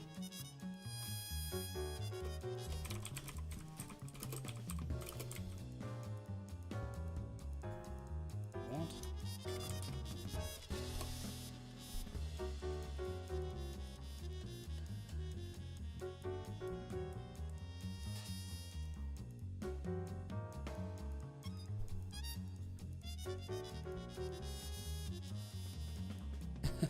Lil Fabby is just commenting back to me about my critiques during the match, and is thanking Brandon 320. All right, let's kick this guy.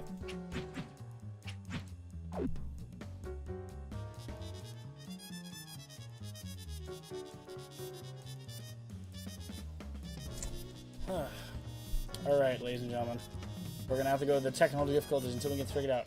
We will be back temporarily.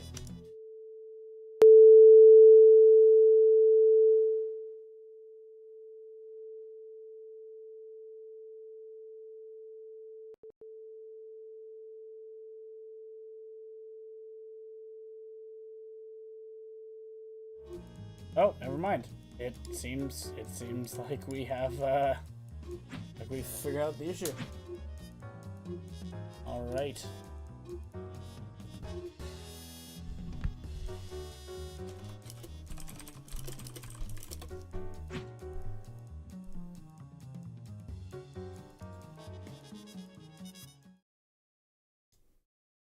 I speak for the dead, and they are very cross with you.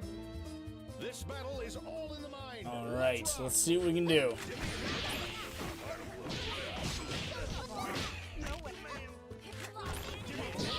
Ooh, brutal slugfest right off the bat.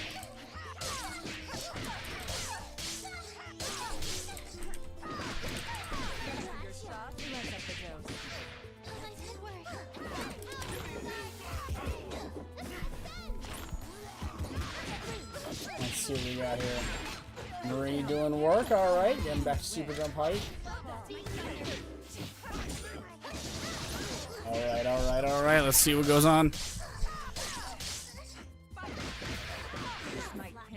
Ooh, the poison setup with Valentine. This ain't looking good. And that is a dead Marie. Flubby coming in with the Valentine poison work. Ooh. Gotta keep him in the corner,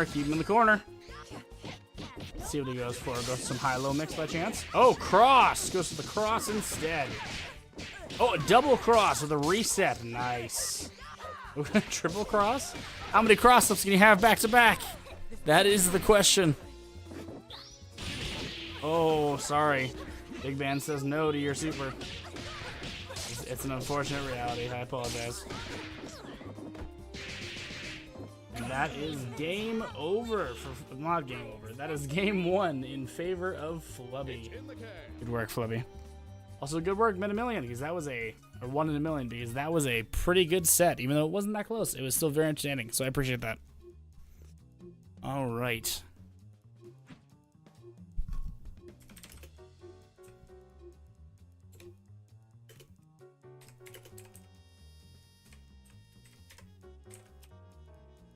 Alright. Now that I've given the okay, let's let this match continue, shall we?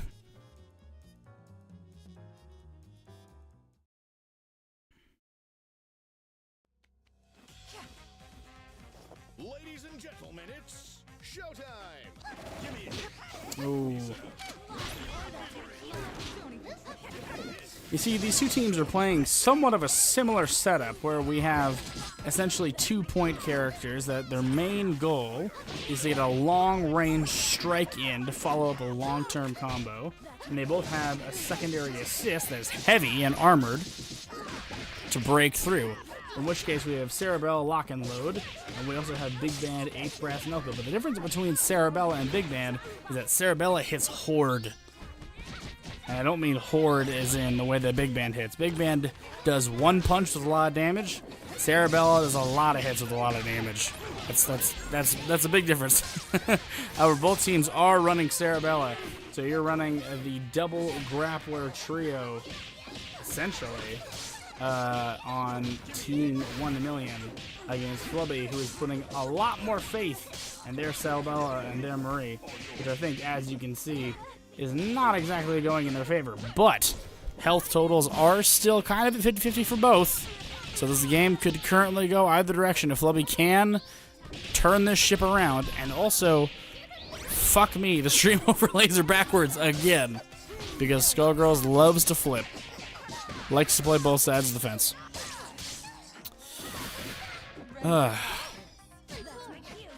Alright. If at any point next weekly I will have one guy dedicated to flipping the overlay on time consistently. Ooh! Alright, we got the grab block bluster from Marie. Let's see what we can do with it. Oh, tag. Tag interrupt. It's unfortunate. Oh, good assist interrupt. Although that is a dead Marie. So that is unfortunate. Cerebella's most damaging super. Alright, well, due to the power level and scaling of team sizes, there is a chance that this 2-team Cerebella can overpower and out-tank all of Flubby's team, but that is not exactly likely. 1 Million's best shot at this point is to get rid of their Cerebella and quickly snap in Big Band. Just remove the supports at the system. Though, unfortunately, there's no way for him to tag out to heal. So he is in a risky position. Unfortunate. But lucky for 1 Million, this is not game 3, so he has one more shot to make a comeback. So let's see what 1 Million can do.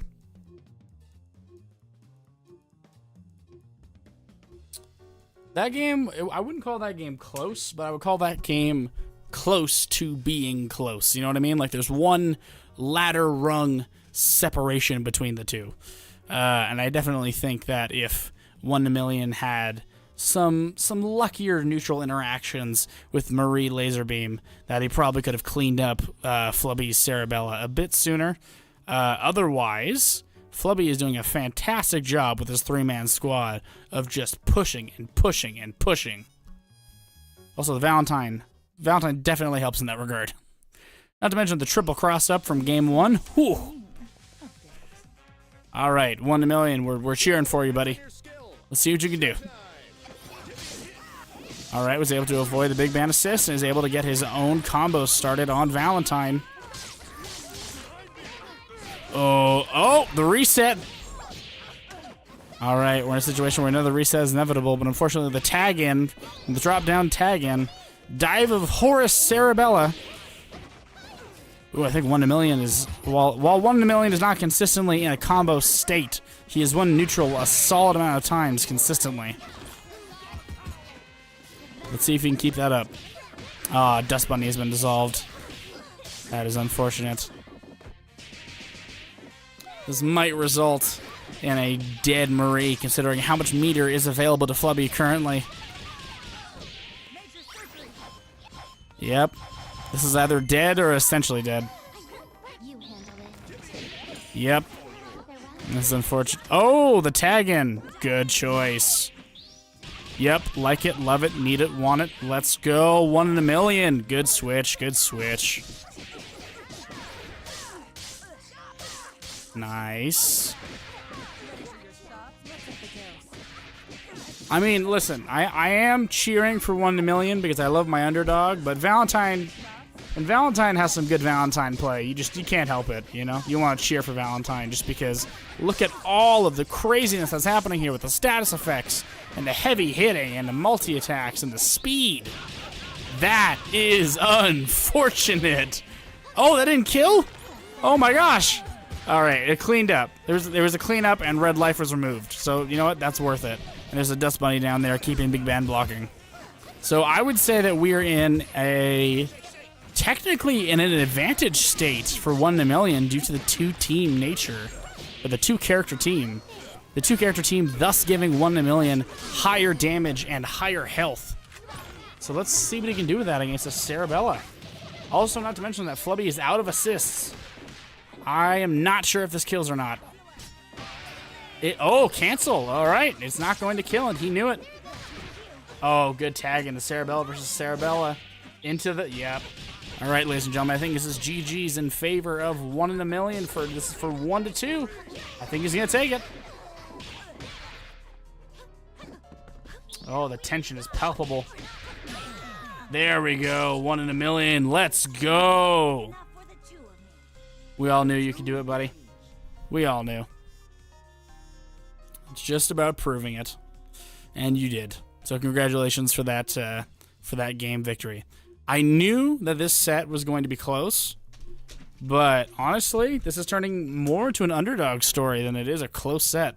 I genuinely thought that it was just going to be down to the wire every single game, but Flubby came out with a strong lead, and 1 in a Million has just been matching him throughout the rest of the fight. 1 in a Million's been slowly adapting. If the game gets drawn out more and more, I think 1 in a Million's going to get the download, so let's see what happens. I'm ready for my penance. Are you? Ladies and gentlemen, it's showtime. All right. Big Man Assist makes its way through. It's very important for starting Valentine's game plan. Although the Marie range, the Marie zoning. Oh, Marie gets in. Unfortunately, Big Band Assist is a thing. Although no one has been able to convert into a combo state. We've just been in neutral for a long time, but in this neutral state, 1 in a Million's taking more chip damage, which is very dangerous. Oh, sorry, Flubby, again. I apologize, dear viewers, but the Skullgirls the software loves to switch sides on me, and I have no clue why. But Flubby is taking a massive amount of chip damage throughout these interactions with 1 in a Million. So 1 in a Million is very clearly and very well adapting to this matchup. So to be honest, it is very possible that 1 in a Million takes this set from behind. A couple more hits and that is a dead Cerebella. If we can get the snap in, we can lose some red life on that big band, because right now, Valentine relies very heavily on H Brass Knuckle in order to get in. Although I will admit, getting that snap is not going to be easy.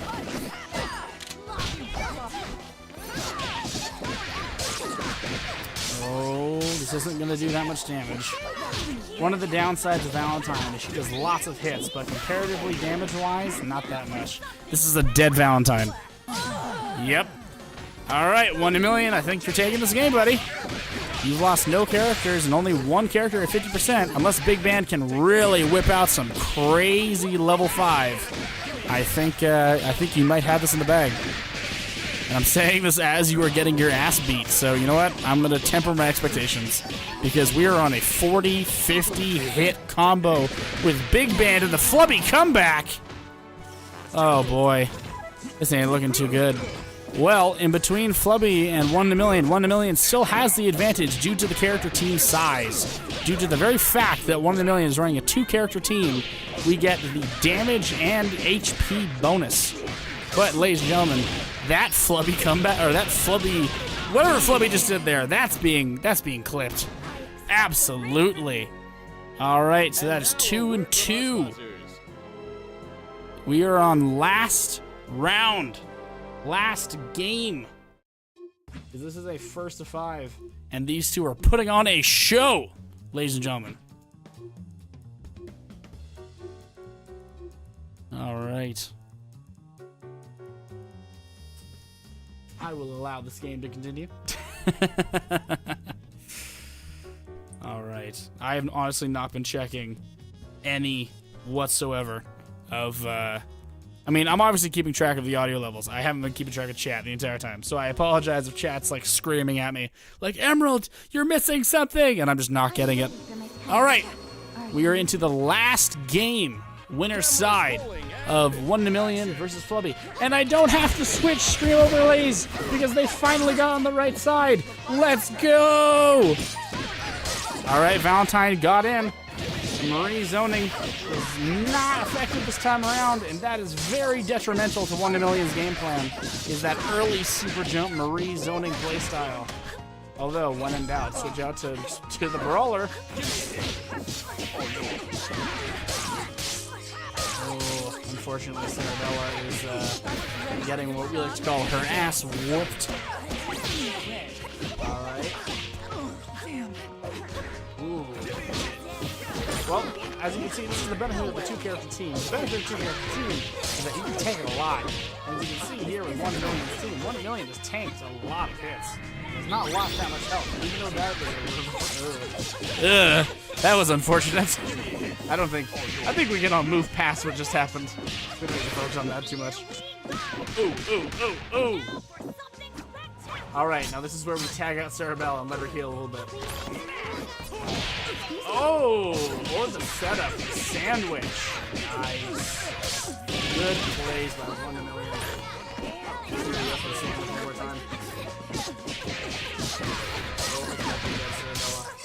You got greedy. This is what happens when you get greedy, ladies and gentlemen. Sometimes you got tag out, and you gotta let your Sarabella heal. Especially when you're a 2-man team, because that is more healing than on a 3-man team. Although, it could be up to 1 in a million's preference as to whether or not 1 in a million believes that Marie is strong enough to handle all of what's taking place. But with 3 meter left, I think Marie's dead. All right, that was the closest set I think we've seen on stream. Honestly. I mean, even though Flubby takes the W, like, that was close. That was an incredibly close set. Honestly, thus far, favorite set to watch. Out of all that we've seen so far, this was my favorite because of how just completely and utterly close it was. All right, let's quickly throw up the winner. That was in favor of Flubby to 2 for 1 in a million. Next up on stream, we have Hollow versus Big Cheese. Let's see what we got here.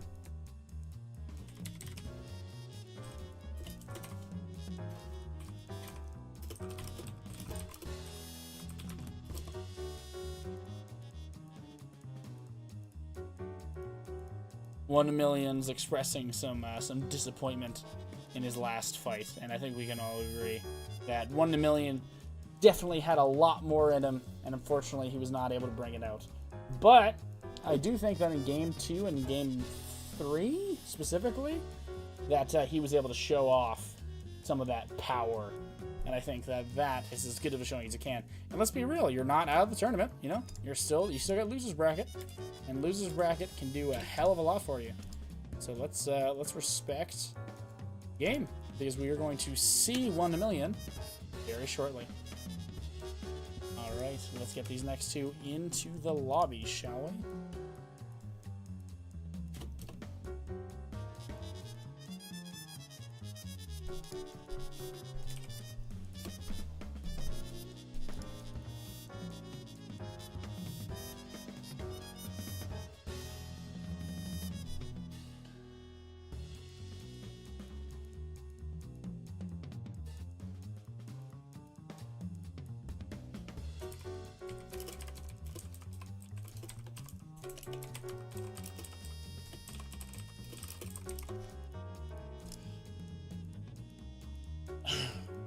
We're running into more issues with Hollow, where it is not let. Oh no, Hollow joined. I don't know what the issue is.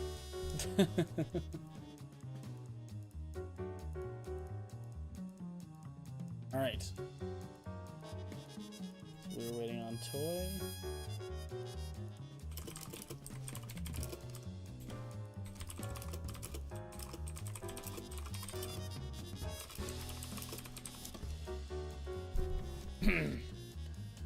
Just waiting on Big Cheese, aka Toy, to get into the match.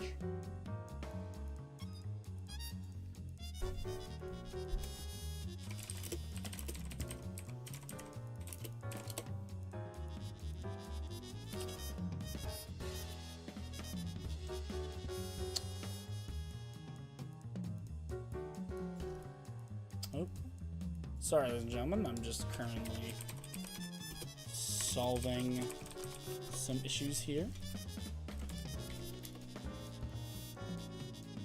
with the stream. However, as we can see, we're getting pretty close to our main event. So we just have a couple more matches to go through.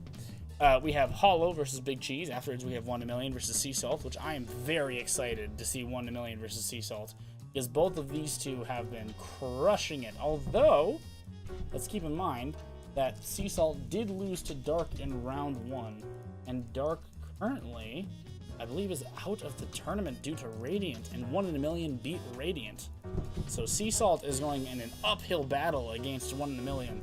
So we will have to see how that goes.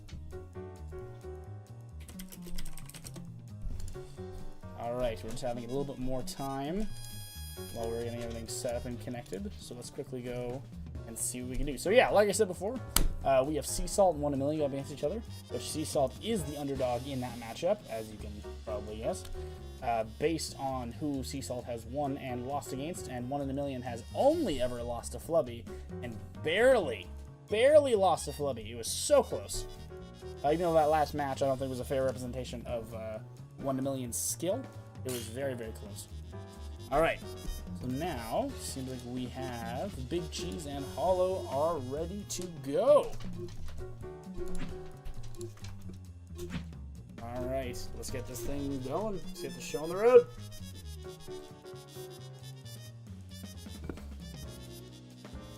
I'm very excited to see how this goes, because I have not been able to spectate much of these two's interactions.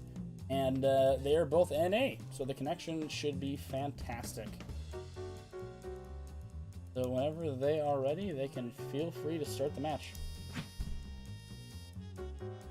Alright. Let's reset scores and reset player names. Yes!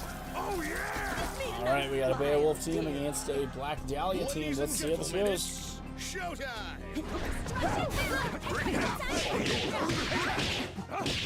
Very classic Very classic MGS.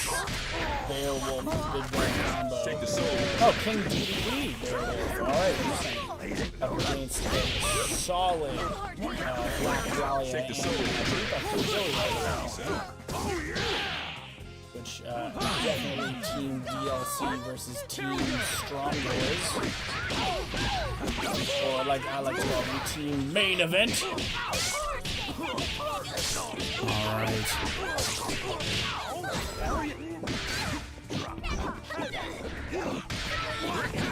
All yours. Clenched. Oh yeah. What? Clinch up.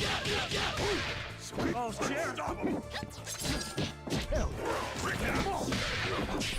Alright. I mean, I wish there was much more to say about this matchup, but Beowulf is going. Beowulf doing Beowulf things, man. There's not much else to say. That's a. Oh my god, you've got to be kidding me. Mary had a little lamb for the win.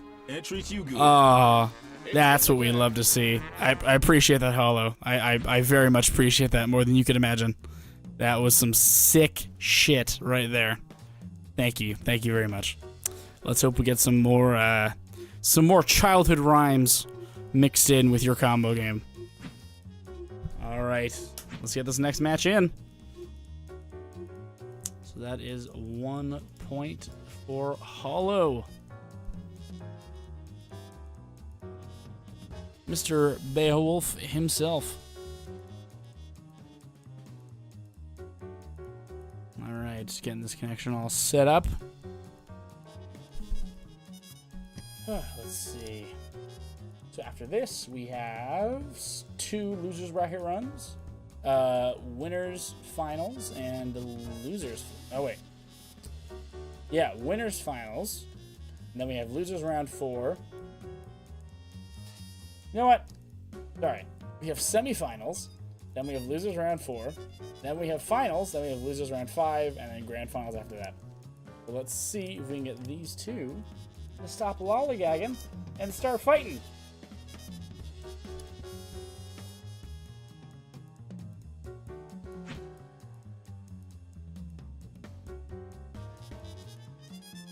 All right. They're ready. Let's see what opener Beowulf chooses to go with. Ladies and gentlemen, it's showtime. Ooh, right into the classic Beowulf B&B. Oh, smothering. Just absolutely smothering. Oh. Alright, well, we're able to get out of the corner, so that's good. Black Dahlia's got a chance to shine. Unfortunately, the 2-character nature of Beowulf means that he is more tanky than your average character. He was able to pop off that level 3. Alright, he was able to get the taunt off. We're dealing with level 3 hype Beowulf, and that is a scary character to go against. Honestly, this is, oh, I was gonna say, if he wanted to, he could kill Annie right there. Oh, and he's putting up a fight, but he was able to catch the grab in the air.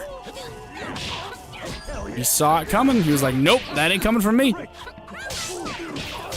Although, I do have to say, let's appreciate the Devil May Cry Annie skin. That's something that I definitely need to appreciate, regardless of Annie's winning or losing. The Devil May Cry inspiration is much appreciated, and that is a dead Annie.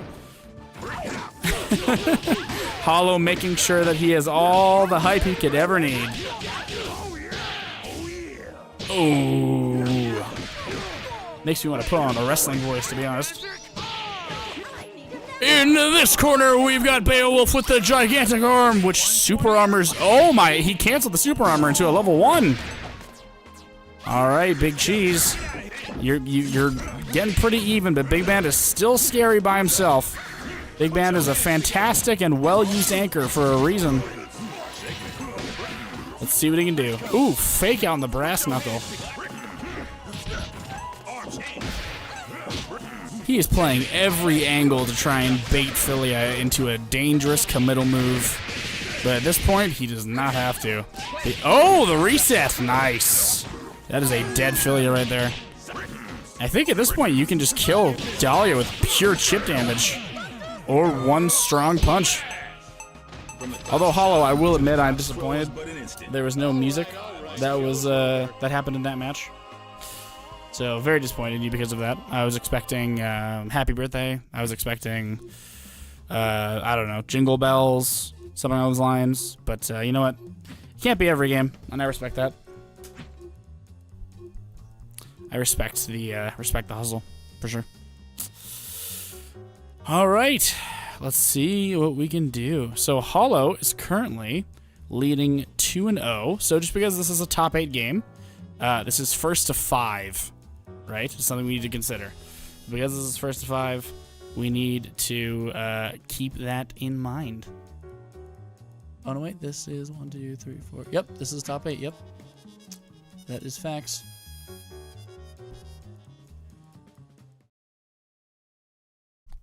So Hollow Big Cheese, this is first 5. No wait, sorry, this is not. This is first to 3. It's after this that it becomes first to 5. My apologies.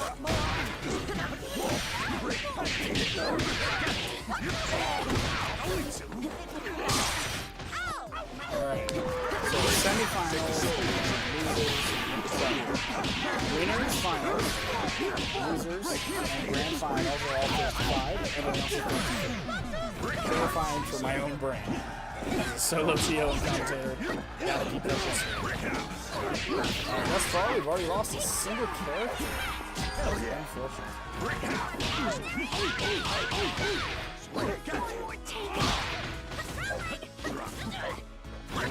Oh, nice use the aerial mobility from Beowulf to avoid that attack. Nope, you put yourself in the corner against Beowulf, that's not good. That is the worst place for you to be in a Beowulf matchup, in the corner. If it's mid-screen, you know what, you might get beat up, but you won't get beat up nearly as bad as you're in the corner. Take the soul. Taunt? No taunt? Oh, alright, right into the hype. Alright, no taunt, no level 3. He feels like he doesn't need it. Oh, he is going into level 3. He's up to level 4. Alright. Ladies and gentlemen, that is 3-0 in Hollow's favor. And now a word from our sponsors. That is a dub. That is a hard W for Hollow. Alright, good work, Hollow. Also, good work, Big Cheese. I appreciate the attempt.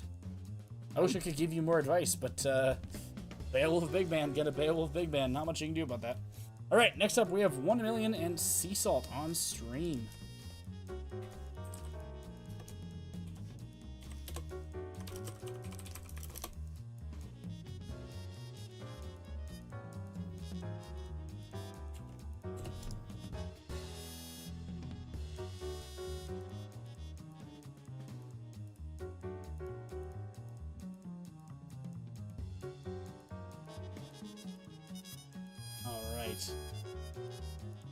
Let's make sure we can get everybody in the set. Oh. Let's see. Oh, I gotta kick Big Cheese. That is on me. Yep. Sorry, Big Cheese. Alright. Sea Salt. Whenever you're ready, get in here, buddy.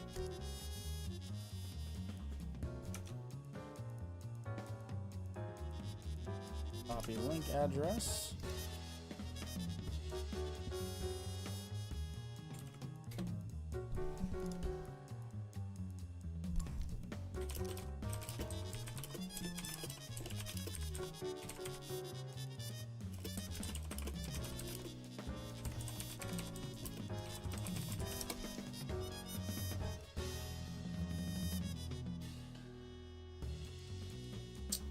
Alright, Sea Salt just got the information needed for the lobby. So it's just up to him to join. And then we should be good to go.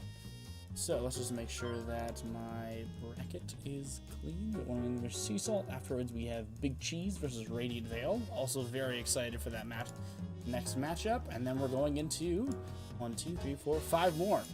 So we have 6 matches after this. All right. All right. Salt is having issues.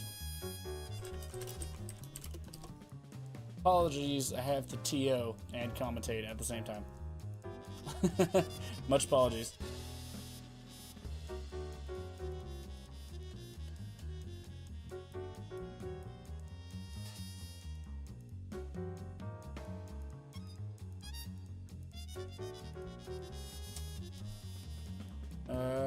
I'm not quite sure what issues Sea Salt is even having, to be honest, at this point, other than I know that there are issues.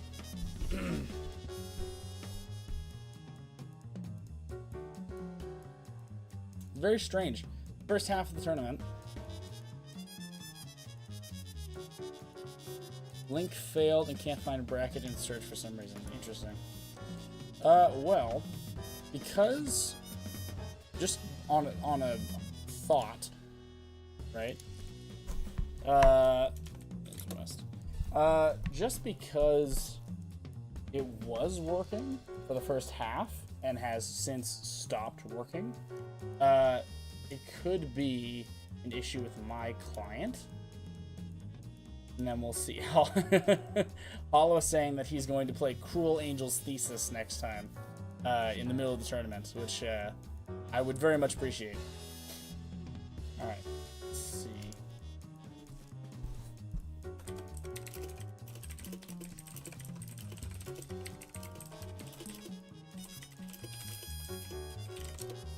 We might have to go to technical difficulties one more time.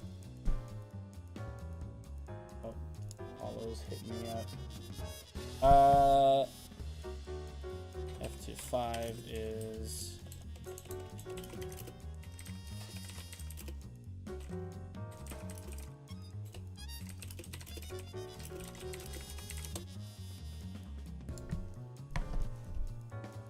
Alright.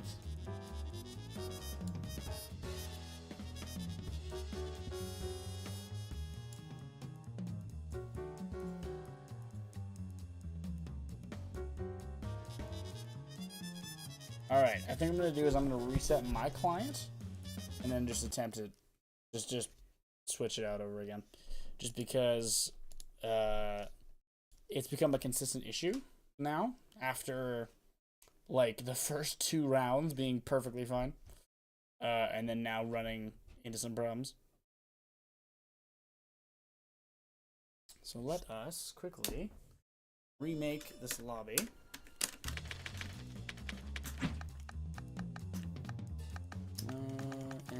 Any, create lobby,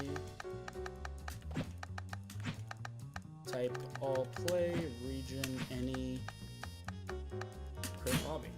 Alright, now that lobby has been created, let's try sending out these new links, shall we?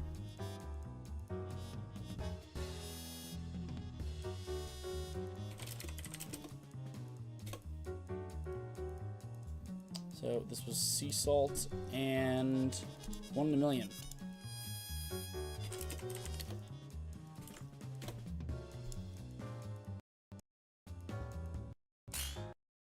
Oh, seems to have worked. Sea Salt has made it in. So yeah, I believe they both made it in. So it was totally just a my client issue. All right. Well, let's get right into the max, folks. Because apparently Skullgirls, when left on for too long, does not like lobbying anymore. Alright. I want to type in their names as to who's going to be on what side, but I have no clue. So this is Losers Top 8.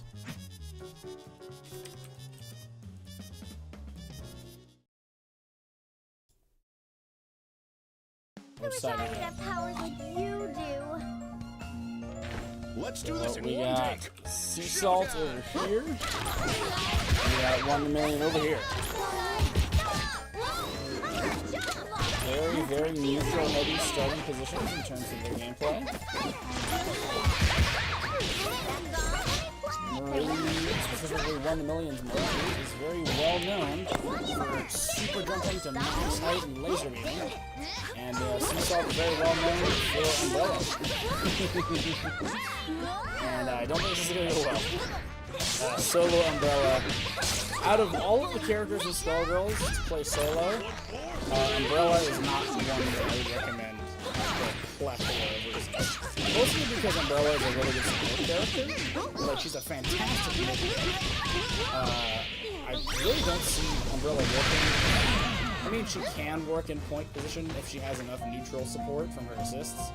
However, by and large, I really think there are a lot more characters that do a better job of being solo in comparison to 1 in a Million. I apologize for whatever that mini seizure was.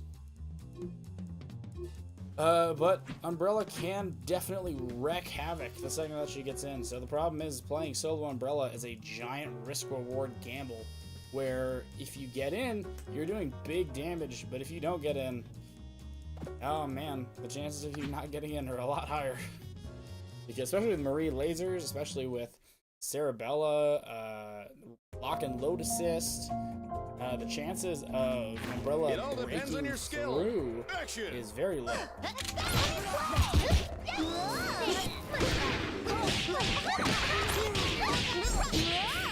Honestly, the only advice I can really give to Seesaw to have it is to play 2 characters, really. Is to play like Robo-Fortune, or Fukua, or Big Bang, or some character with a really good horizontal that can really help Umbrella get in. Because Umbrella has an incredibly slow walk speed alongside her giant attacks. But like I said, Umbrella is a fantastic support character. So you can get either Anchor to help balance some of Umbrella's weaknesses, or you can get a really strong point character, right? You know, like a Valentine, or like a Eliza, or like a Parasol. You get the sister duo, right, of Parasol and Umbrella, and those two work together fantastic. It's really just a struggle. And it's unfortunate because most characters in Skullgirls can be played solo to a very highly effective degree, right? Like if you're playing solo Parasol, you can get all the way to the top level of Skullgirls competition. Just playing solo Parasol, or solo Eliza, or solo Philia. But unfortunately with Umbrella, due to just lack of speed, lack of air mobility, lack of a lot of different things, it kind of just screws you. There's not much you can do. And now a word from our sponsors. So I would really love to give advice on, you know, the Umbrella gameplay, but really it's just what Umbrella lacks is the big issue. And Umbrella lacks mobility, and Umbrella lacks speed, right? And so you need a character who can slow the game down for you, right? So a good example, what I said earlier, would be Robo Fortune heavy beam assist, right? Because that beam has lots of hit or block stun, and gives Umbrella time to actually get across the screen, right? Same thing with any of Big Man's assists. Like, pick any Big Man assist, and they're beneficial for Umbrella. Outside of that, really, Umbrella's assists are fantastic.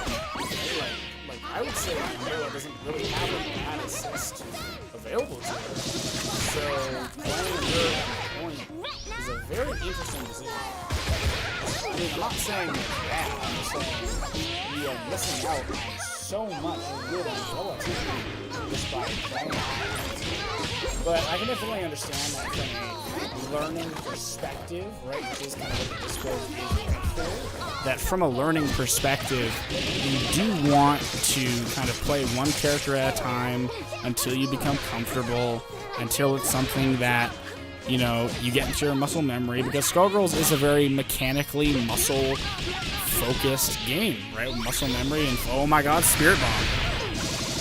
This is not going well.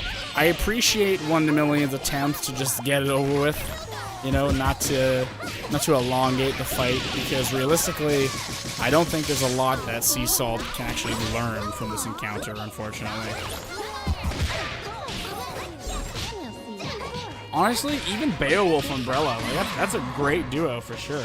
Misfortune Umbrella, there's lots of fantastic duos you can play with Umbrella being either mid or anchor. I mean, anchor is definitely less desirable for sure, but mid Umbrella, ooh, love it. Love mid Umbrella, absolutely. All right, and that is the That's match. all, folks. All right, hopefully Seasalt can listen back to this and maybe take some team building advice.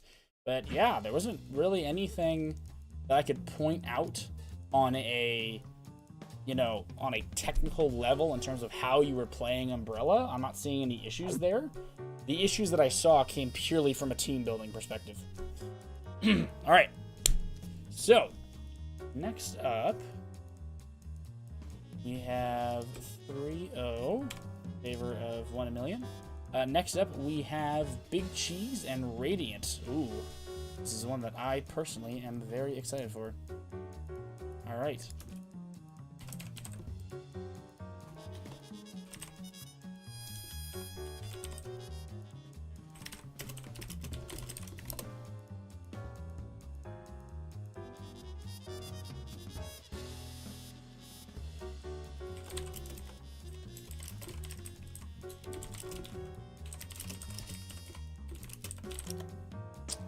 Let me just make sure that everyone has the right code to get in. Make sure that I kick Sea Salt. Sorry, Sea Salt. I honestly, I think Sea Salt, we can come together as a community and really help you out. Absolutely.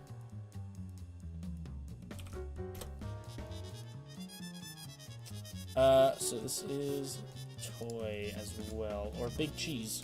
Toy or Big Cheese. Both work. Alright, let's see who he's got in. Got Radiant. Right. So we're just missing Toy. We're good to go. Alright, I'm gonna try and make sure this is actually set up properly this time. So this is still losers top 8. Let's keep this in mind.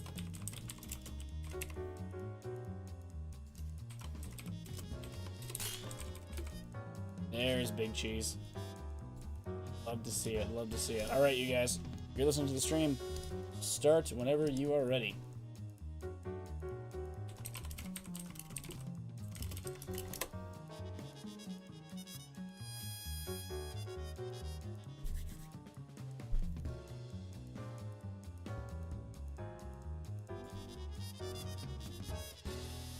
Alrighty, Radiant is readied up, and we're just waiting on Big Cheese.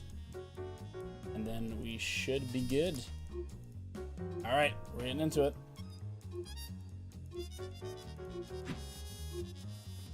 I allow. Alright, so I think because Radiant is on the left side, therefore she will be on the left side in the stream overlay. So let's just pray. Let's just hope. You know? This is the best I can do. Is hope and pray.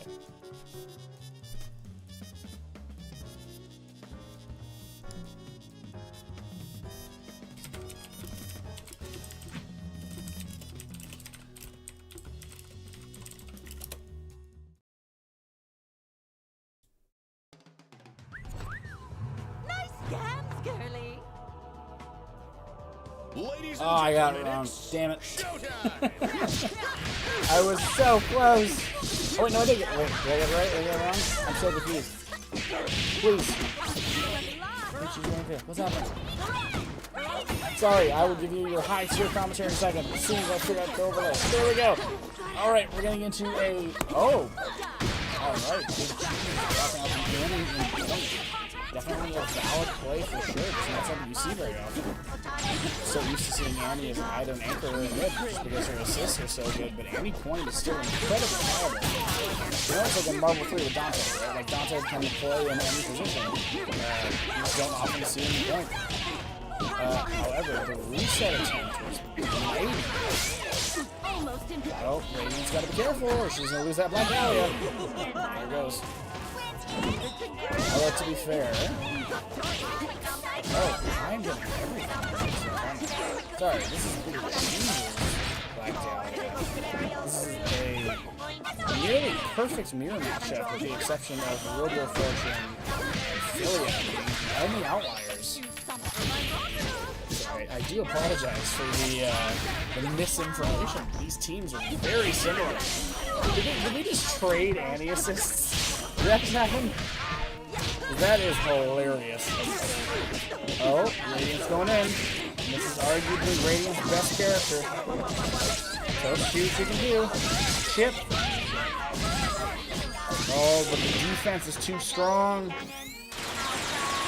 Oh, it killed! Alright, I guess the defense is not that strong. Oh, Annie matchup.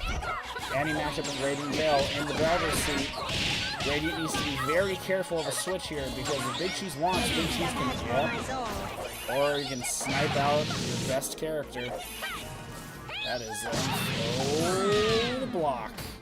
Alright, what do we got left? We got Philia versus Annie.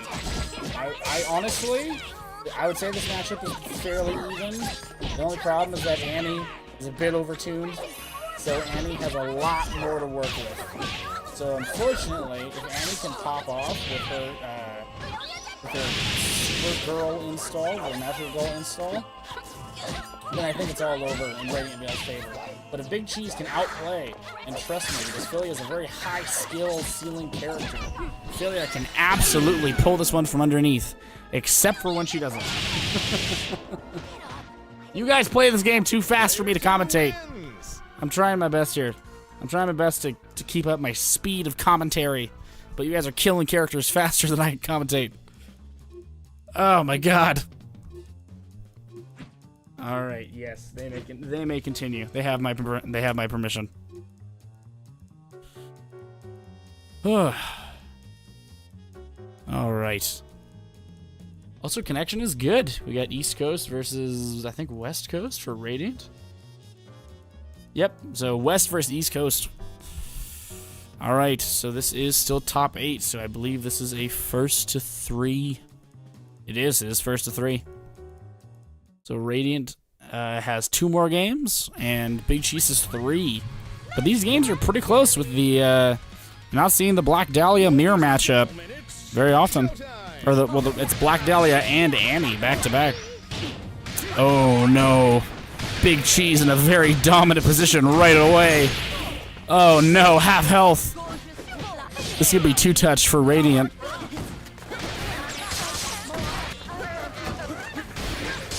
Well, I think Radiant's got the teleport set up. Yep, she does. Oh, but it doesn't matter because Big Cheese is smothering you. Spread you like butter knife and cheese. That's a terrible pun, but I'm going with it anyways. There's nothing you can do to stop me. Alright. So unfortunately, Radiant's got to go more in the lab with that Black Dahlia. But Radiant is getting her best character annihilated. Oh, man. Big Cheese is just putting on a mastercraft show in Black Dahlia right now, and I appreciate every minute of it. But Annie does have that comeback factor. I don't know if Radiant can take the game, but I do know that if any character can make a comeback, it's definitely Annie. Let's see, and she's got 4 bars. Annie with 4 bars is terrifying. Yep, that's a dead Black Dahlia. Although she did just spend it all, and now she has to fight another Annie with similar meter. So, while she did get the kill, I think committing that hard with that much meter might have just cost her the game. Yeah. Oh, missed. It whiffed. All right, whiff DHC. Nice. There's. Oh, okay. Nice. Good air grab. Radiant is climbing the uphillest of uphill battles right now. And she's not doing half bad. My only concern is that the game might time out. If the game times out, then Radiant's going to lose regardless of damage. Because we only have 35 seconds left on the clock. And that moves a lot faster than you'd think. Oh, no. Never mind. That is unfortunate. So that's 1 point for Big Cheese. So we are 1-1, ladies and gentlemen. 1 for Radiant Veil and 1 for Big Cheese. Whew, this is getting tight. This is getting close. breakneck, some might say. Alright. Oh no. Oh no. I might have pressed the confirm button a little too soon and accidentally put myself in the match. I totally just did. Well, this is fun. I'm just gonna mash in, and then hopefully Big Cheese mashes in too, and we'll get back out. Because I have to confirm the match, and I did it prematurely, so that was hilarious.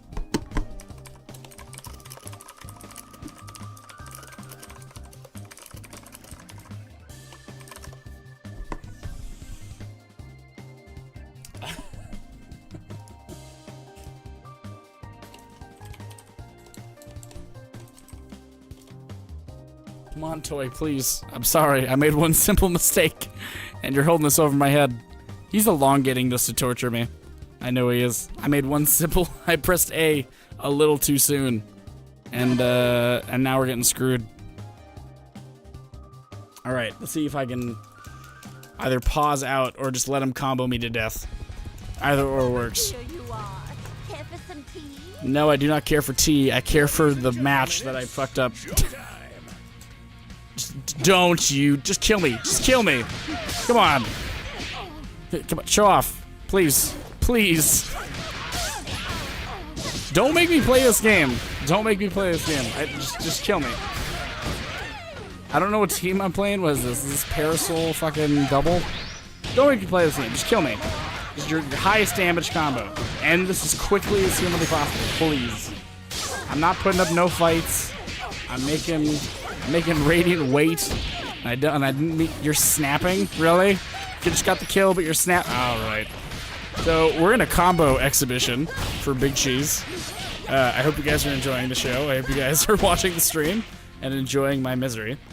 Cheese, come on. You know, Cheese. Don't make me fight. Don't. If I have to fight you to end this, I will do it. But I'm not. We're not going this route. This is getting cut from the highlight. This is not staying in the edit. Absolutely. Just kill. Just damage. You have... Alright, you don't have any meter. If you had meter, I would say spend it. There you go. Alright. Kill me, and then we can get back to Radiant. We can get back how things are supposed to be before my trigger finger pulled a little too fast. Alright. Ladies and gentlemen, I apologize for delaying the match. Radiant, Big Cheese, please continue. That will never happen again. If anything, I will be so slow on the trigger that you will never ever have that problem ever again. Guarantee it. I'm gonna open Discord now to watch everyone roasting me. And no one's roasting me! Would you look at that? So you see, this is the screen. This is the confirmation screen that I was trying to press through so I could get into the game faster. And guess what? Only Radiant roasted me, which is valid, and I appreciate that. Radiant, you have all right to make fun of me. So, go for it. Absolutely. Full permission. So, in case we forgot, we are 1-1 in a first to 3 bout. Because we are not in top 8 quite yet. This match actually decides who gets into... oh, sorry. This is top 8. This decides who gets into losers round 4 and who gets into semifinals. Actually, semifinals is already decided. Just stop listening to me. I don't know what you're doing. Watch the fight. This is a great fight. Look at this. Black Dahlia is beating the ever-loving crap out of a robot. What more could you want out of a fight? Really? In all honesty, what more could you want? Alright, zoning matchup. That is gonna work. Oh, it hits! I guess there were some startup frames that were happening there that I was not paying attention to that Radiant just sniped. Ooh, dirty, dirty, dirty. Oh, the setup. No, the setup failed. Oh, I'm so sorry. Oh, it's just I did not expect that to happen. I thought that would go through, but it didn't. And unfortunately, the hidden missiles from Robo Fortune was not enough. All Alright, we're going for the zoning. We're trying to chip out. I mean, Radiant is in a very dominant position in this zoning match. However, Philia is one of the characters with her hypermobility that she can weave through zoning like it's nothing. Oh, good block. Good block. Alright, good Annie assist. Good confirm. Good confirm. I was just going to say, if anyone can deal with Robo Fortune shenanigans, it is Philia. I feel like I just jinxed it. I feel like I just jinxed Big Cheese. I owe Big Cheese an apology because I was like, I was just talking so much gas about Philia, and then here goes Philia. All right, let's see what we got here. We got some laser beams. We got some we got a whiffed super. I think Royal Fortune's dead, but I don't think it matters. It's Annie with 4 bars. Also, not to mention, with Radiant Veil, like I said, Radiant Veil is running a team of 2, versus Big Cheese is running a team of 3. So, any stray super from Radiant Veil is enough to win the game. Oh my god, the overheads are going crazy. Radiant, what are you doing there? There you go. That's what I thought. Yeah. Any stray super at that point, just due to team size, is enough to get the dub. All right. Good job, Radiant. Unfortunately, that's just how Annie plays. It's when you get to a certain situation, it's one stray super and you're dead. Very, very surprised that we haven't seen Annie install like the entire tournament. I don't think I've seen Annie install once, which is very surprising. Oh, I forget what the actual name of it is. It's I want to call it Sailor Moon install, but I know the name that's not correct. All right. You want a can of Robo-Tuna? Quiet on the set. Let's see what happens. Radiant's putting out her best character out first. This is the team that we're used to from Radiant. This is the Robo Fortune Annie. And she's showing off why Robo Fortune is her best character. Because, you know, Robo Fortune with that Annie assist is devastating. Oh, the cross up. Yep, that's a dead Dahlia right there.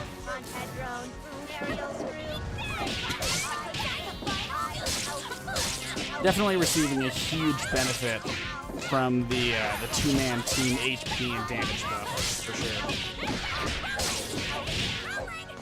Although I will admit that Big Cheese's Annie is giving Radiant Veil Robo Fortune a run for the robot's money. Alright, tag, please. Oh, okay. Actually, after that, you could have confirmed. If I was Radiant, I would certainly tag here because you would want as much help as humanly possible on your best character. Unless you're certain you can kill, in which case Radiant is very certain that she can kill. But good on Radiant for getting the kill and then tagging afterwards. So you know what? Don't listen to me. Just don't. Just my advice. Terrible. It's ass. Don't listen to me. Radiant made the correct play, and I fully respect her decision. She decided to commit for the kill, use the beam, get the conversion, and that is a game over, ladies and gentlemen. That is in Radiant's favor. Let's go, Radiant. Radiant is moving on in a 3-1, and Big Cheese definitely put up a good fight. This was no 3-0, ladies and gentlemen. This was no 3-0. All right, let's back to the bracket. Let's see what we got. All right, so next up we are in semifinals. Oh boy, we're getting prestigious. All right, semifinals. We have Flubby against Hollow. Let's see if they're paying attention.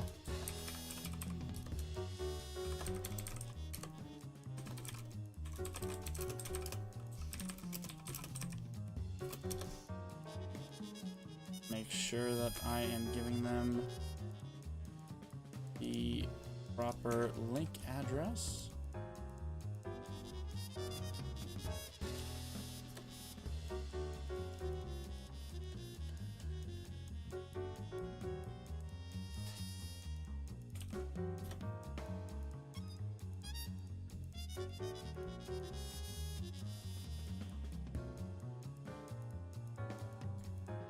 Alright.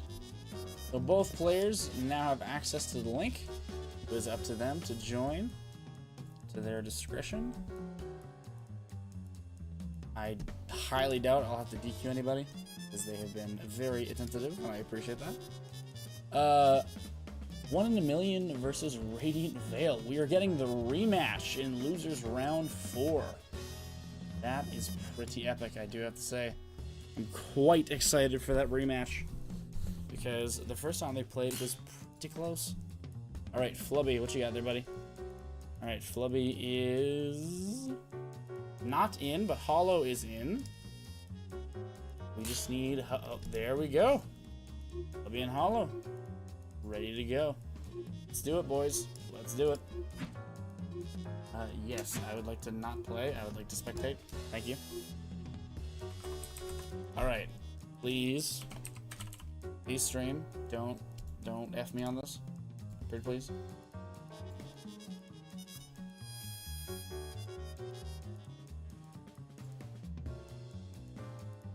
Alright, come on. Initialize. Also, their connection's fantastic. It's NA West versus NA East. Which, GGPO. I appreciate it. Appreciate the rollback netcode. It's a fantastic thing that keeps this game very alive. Alright. Oh yeah! Make it flash. I got it right! I did it! I got the thing on the right side this time. Let's go. Skullgirls really annoying constant side switching. We got it.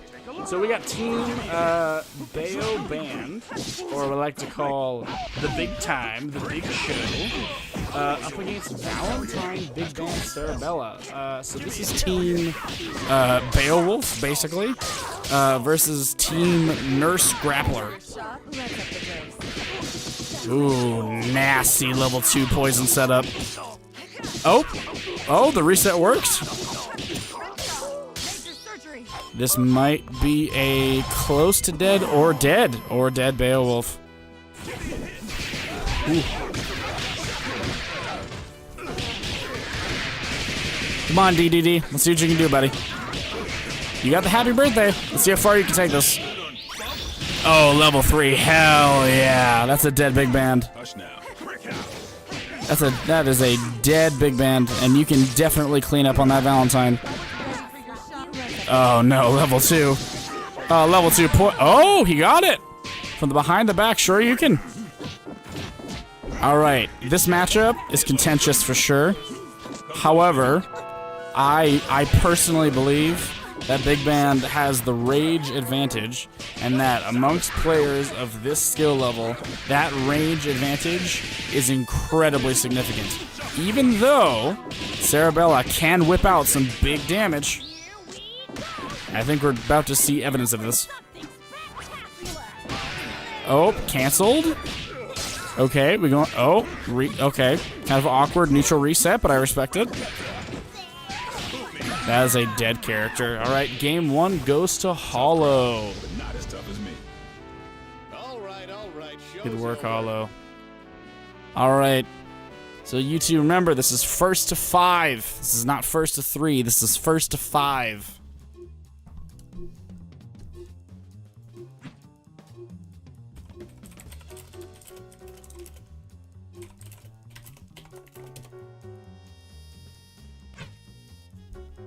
Putting this in chat just so everyone remembers. First to 5. Don't let me or anyone else forget. First to 5. Oh yeah! All right. Ladies and gentlemen, it's showtime. So we know that Hollow's big band is no joke. He does not need Beowulf at all. But let's be real, Beowulf is doing some raw damage. Oh, the reset. All right, we got to reset early. We got the level 3, and that is a dead Valentine. And as we all know, Flubby's game plan relies very heavily on Valentine. So let's see what he can do without her. No level 2 poison here. Oh, I think that is incredibly detrimental actually to the game plan of Flubby, because we're watching Cerebella just fall to pieces in front of us. Oh, yeah, the level 3 hype chair recall. You never see it coming until it hits you in the face. Alright. I believe that Flubby can make the comeback. I believe that it's very unlikely considering the corner pressure that is happening right now. However, it is very clear, I think, to both players that Valentine is the key to Flubby winning this set. So, unless Flubby can keep Valentine alive, I think we're going to be in a rough spot. I don't think this is going to go well. I think Valentine might actually need to snap out early. Switch into Cerebella, switch into anything, or to keep it safe.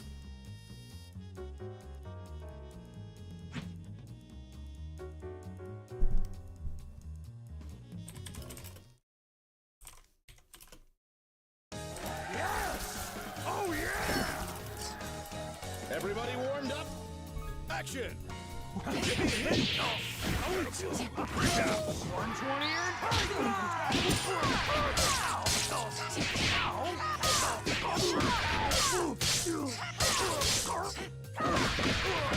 Alright, the Valentine's sticking around. We got the level 2 poison.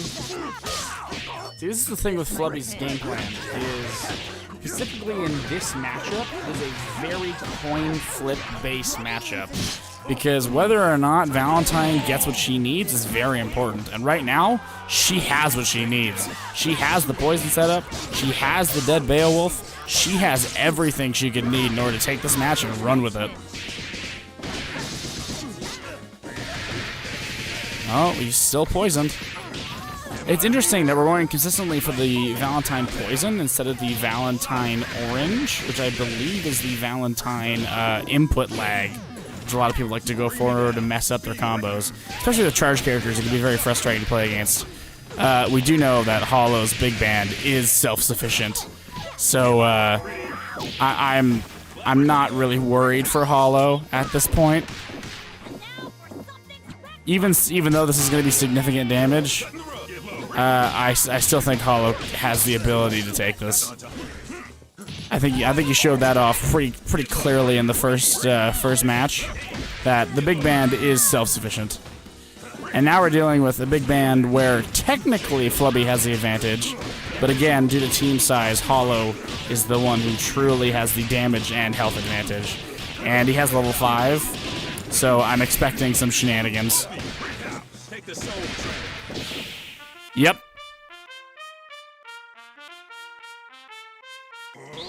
Love it. Love the Little Mermaid reference. Love it. Love all 9 yards. Fantastic. I really hope we don't get copyright strike for that. I doubt it because it's a shitty trumpet rendition of it.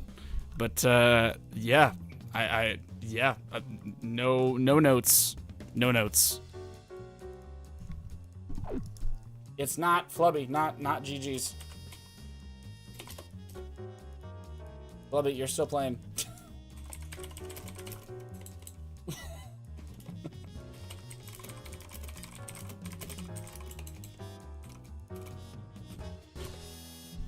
Come on, Flubby, you can still do this. There's still time.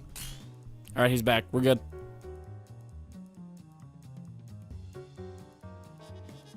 All right. Check bracket.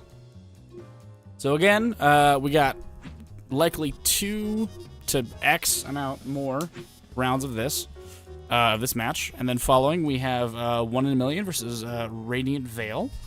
And then we go straight into losers round 5 and then finals. So let's see what we can do.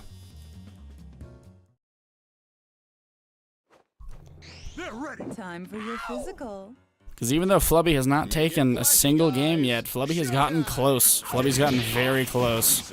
So I do fully believe in Flubby's ability to take at least 1 game. Oh no. Sorry, Beowulf grabbed you once. I think you're dead. Oh, the switch! Okay, good. Because we really got to keep that Valentine alive. As long as we have Valentine and a grab assist on lock, I think we're good. But the Cerebella matchup against Beowulf is definitely a lot better than the Valentine matchup against Beowulf in every way. So this is a great call from Flubby. I just realized that the overlay is going backwards. There we go.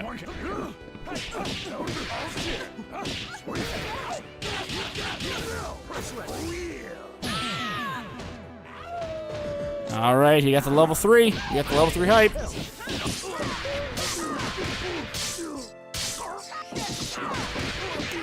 See, this is exactly what Flubby should be doing. Flubby should be looking at the matchup, right? And he is. This is I'm just telling you what Flubby's already doing, right? Flubby is saying, hey, this matchup against Beowulf with Valentine isn't great, but you know what is great? Cerebella, right? And I think that's going to turn the tides of this fight. I think acknowledging that, you know, Valentine's struggles against Beowulf is very important. And I would not tag here. I think that Valentine is capable of the 1v1 on Beowulf. Sorry, on Big Band. Even though that Big Band does have a lot of the armor to get through. I think the very, very light zoning that Valentine can provide alongside any combo into a grab special is good enough for a setup. Unfortunately, we are now in the 1v1. Where, oh my god, I don't think anyone saw that coming.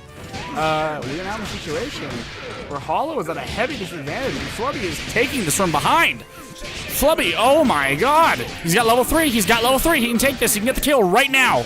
Level 3, level 1, that works too. Ladies and gentlemen, Flubby has taken a game. Let's go. You see, it just took one switch, one simple switch, and then we're all good. It just took one matchup adjustment, and then Flubby came from behind and swiped it.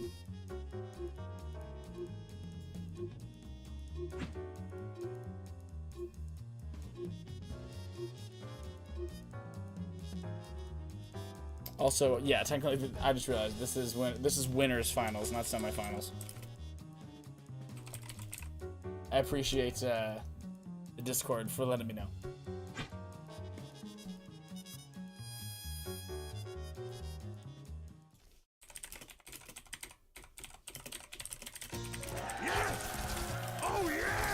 Ladies and gentlemen, All right, showtime. let's get that tag. Oh, the setup.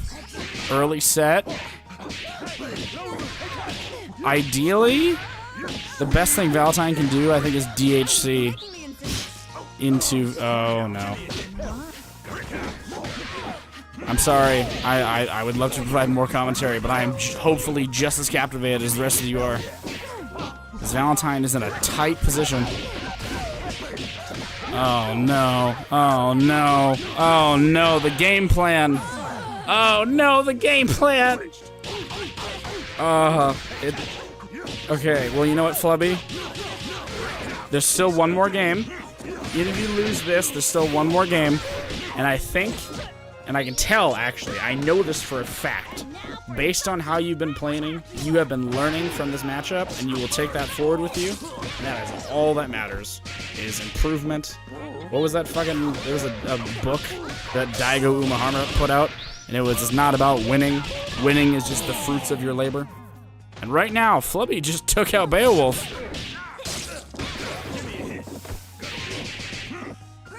Let's go. Good setup.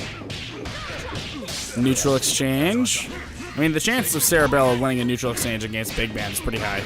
I mean, just generally, the character's faster. This game might be in Flubby's way. I think Flubby has found a route to taking this match without even needing Valentine, which, like, hell yeah, Flubby, hell yeah. Who needs Valentine? You got double grappler. Who needs Valentine? No one. I mean, it's better to have Valentine than to not to, but I appreciate that you were able to salvage the game even though that you lost her early on. All right, guys. We have a closer... It's very interesting. Flubby thought that this was a first to 3. I told him, I was like, sorry, man, this is actually a first of 5. And he's like, oh, really?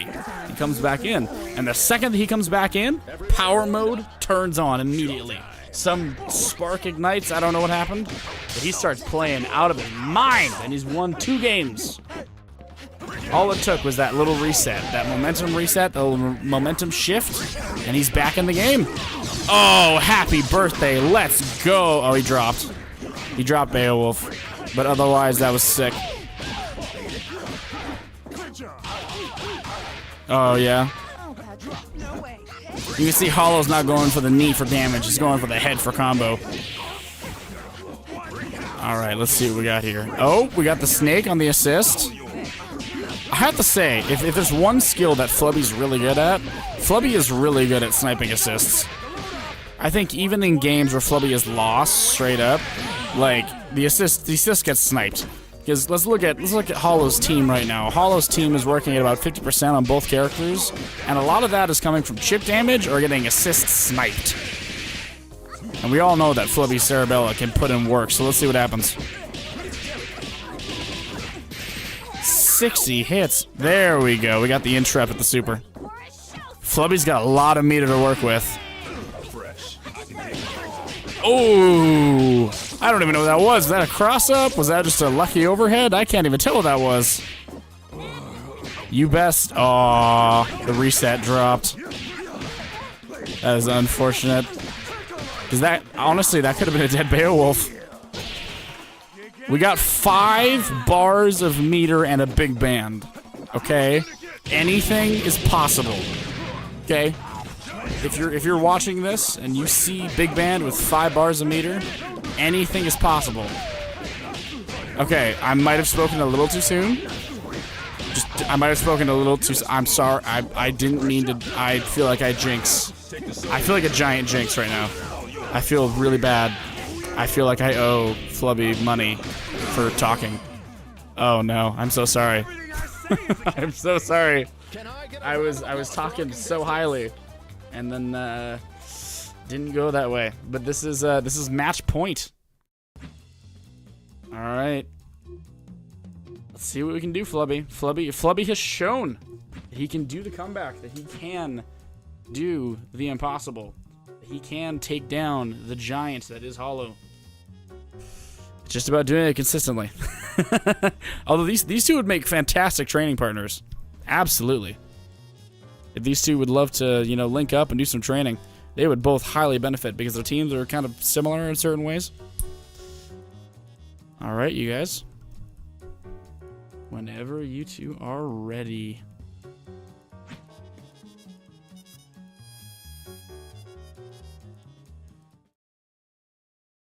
Right now, 1 million in chat is hyping up the rematch, which is gonna happen right after this. So stay tuned. All right, we know we gotta DHC or we gotta tag out this Valentine because Valentine is very essential to the game plan. Ooh, the low poke. Oh, into the failed reset. Sad to see. Ooh. Yep, nope, that's dangerous. Yeah. This is a dead Valentine. With 2 bars, Beowulf and Big Band, if he wants to spend, or if he doesn't. That's just oh, he's going for it. He's being cheeky. That's level 3 hype right there. That's a dangerous Beowulf. Oh no, Flubby's 2 best characters. Honestly, at this point, I don't know what Flubby does. I mean, this is a temporary solution. This isn't enough to kill.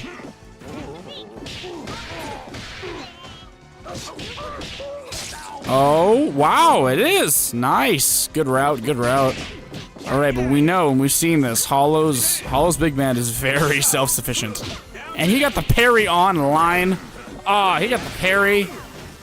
All right. Fortunately, Flubby is letting his Cerebella heal in the background because we both know that in between the two, Hollow probably has the better Big Band, So it's definitely smarter for Flubby to let Cerebella sit back, heal up, because in between the two, I think Cerebella has the very, very slight matchup advantage. But regardless, if Hollow's not going to take advantage of the fact that he has the superior big band, he's going to lose.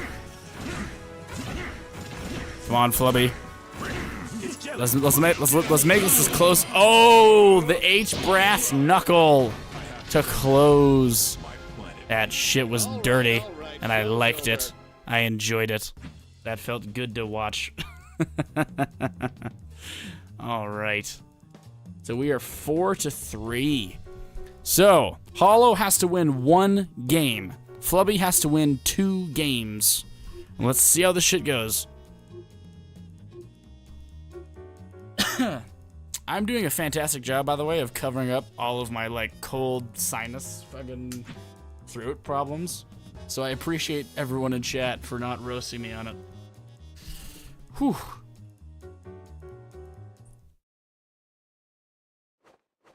Who's next? Sorry, I'm out of lollipops. Ladies and gentlemen, it's showtime. Break out. Gotta break. Alright. I've officially pulled up chat on phone, so I can actually see what you guys are saying. I've been paying way too much attention to the match and not enough to chat, so I apologize. Alright, we are in a very dominant position right now for Flubby. Flubby's got the vial set up. Flubby is... oh, shit. The second that I point out Flubby's doing well, things... oh, but he knows the tag. He knows the tag end. Let's go. The tech. Oh, sorry, not the tech. The matchup. That's what makes sense.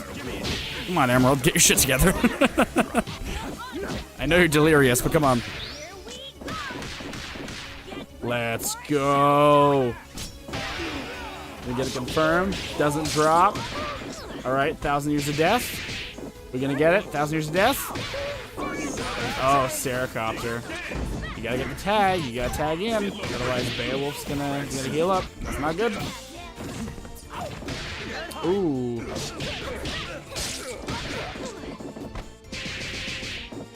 Ooh. Flubby, what are you... oh, there we go, Flubby. Let's go. Man, okay. This is getting real close to being my favorite set, honestly. This is getting really close. Currently in chat, Will Van Cleve, wish I could participate.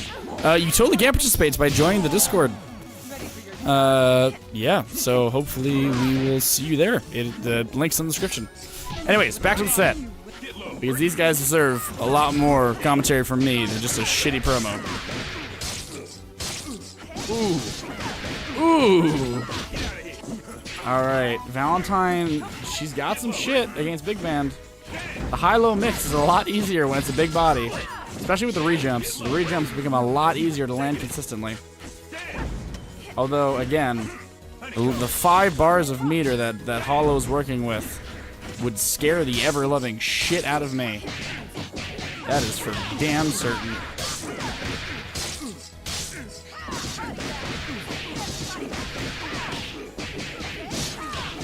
Oh, dude, this is no level 3. All right, I think it kills. All right, I think we all know that. We all knew that was buffered. All right, Flubby has officially made the comeback. So we are at match point, winners finals, ladies and gentlemen. Match point. Let's see what we can pull off. Let's see what Flubby can pull off. Let's see what Hollow can pull off. I'm done cheerleading. I don't give a damn who wins. I give a damn that we get some interesting Skullgirls play. That's what matters. Also, if you guys are watching the chat, please, who do you think is going to win, Hollow or Flubby? Because Flubby has been on a win streak. And Hollow? I mean, Hollow is just dominant. Like, I don't know what to say. They're both doing incredibly well. Just incredibly. Flubby does not know how to chain resets together. That is how his valve falls out. Yeah, that's true. That's very true. How do you spell anxiety? Well, you spell it with this match. Although the tension is palpable. We got some good Valentine play being shown. He's going for the orange vial. And that is disastrous against Beowulf. Alright, it's worn off though. That's not great. Level 2 poison. Let's see if we... Yep, level 2 poison. Let's go. Oh, and the big band to push through. Guys, I think Flubby might be taking the set. I think he's got the download. I think he does. I think he's been like, you know what? I've been playing against too much of this Beowulf big band bullshit, and I know how to beat it. The answer is Cerebella. Cerebella is the answer to all of my problems. Also, the meter build is crazy with Hollow. I mean, let's be real. Both sides, they're both rocking crazy amounts of meter. But Hollow in particular is in a great position to utilize some of this interrupt meter. Alright, 1,000 Years of Death. Let's see it. Alright. There we go. Nice. Reset. 1,000 Years of Death. I would love to explain to you what that reference is, but if you haven't watched Naruto, it might be against TOS. Oh, the style! Oh, Flubby, the style. Come on, man, you can't do him like that. That is too clean. The level 3 Valentine Super? Oh, that is tasty. I'm gonna have to stand up for my mic and take a walk. Oh, Flubby from behind in winners finals, ladies and gentlemen. What an insane comeback. Player 2 wins. Oh my god, that was nuts. Ooh, Flubby. My man, you were so quick to leave, and then you came back and won the set. What is happening? What was your logic? You were like, all right, it's best of 3, I'm out. And then you come back and you win the best of 5. This is why you never quit. What's that, the meme with the Japanese guy and he's standing in the lake with the slacks on, and he's like, why are you giving up? You're so close. Keep trying, keep fighting. You can do it, I believe in you. All right, so now, after this fantastic match, like, I'm serious, this match, honestly, loved it. It was, every moment of it was great. You could see the chess match being played. You could see the hands on top of hands. You could see the strategies changing and evolving slowly over time. And that is what spectating Skullgirls is interesting, is because what happens is that people learn new shit. And when people learn new shit mid-match, you get to watch them implement that live. And that is what I love to see. But now, we have the rematch that I think a lot of people have been waiting for. Radiant Veil and 1 in a Million. And they are ready. They are fucking... I didn't even send the link. They were just ready. They were just ready. Ladies and gentlemen, we're about to get into Losers Finals. We have Radiant Veil against 1 in a Million. So whenever you guys are ready, feel free to start the match. Please work, please work, please work. Thank you.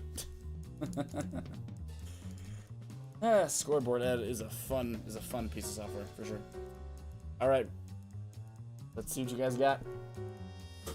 Remember, this is a first to 5, and I think that both 1 in a Million and Radiant want that first to 5 badly. They're out for blood. They've been out for blood. Their last match was out for blood, and Losers Finals is going to be out for blood. Although Radiant's taking a while, so maybe she's not exactly out for blood. She might be out for water, or out for snacks, or out for something. I'm not quite sure what she's out for. She's out for she needs something. So we'll give her time. Because, you know, you get to Losers Finals is what it is. Well, technically this is Losers Semis, isn't it? Because then afterwards you would get to play against Hollow. So technically this is not Losers Finals, this is Losers Semis. So apologies, but to me, this feels like Losers Finals. That was why I was so gung-ho about it. Let's see. Radiant, this is Losers Semis. Yes, thank you, Radiant. I appreciate the you know, the fix. It's just the match is so hype. This is losers semis first to 3. Technically, yes, this would be first to 3, yeah. But this isn't losers finals.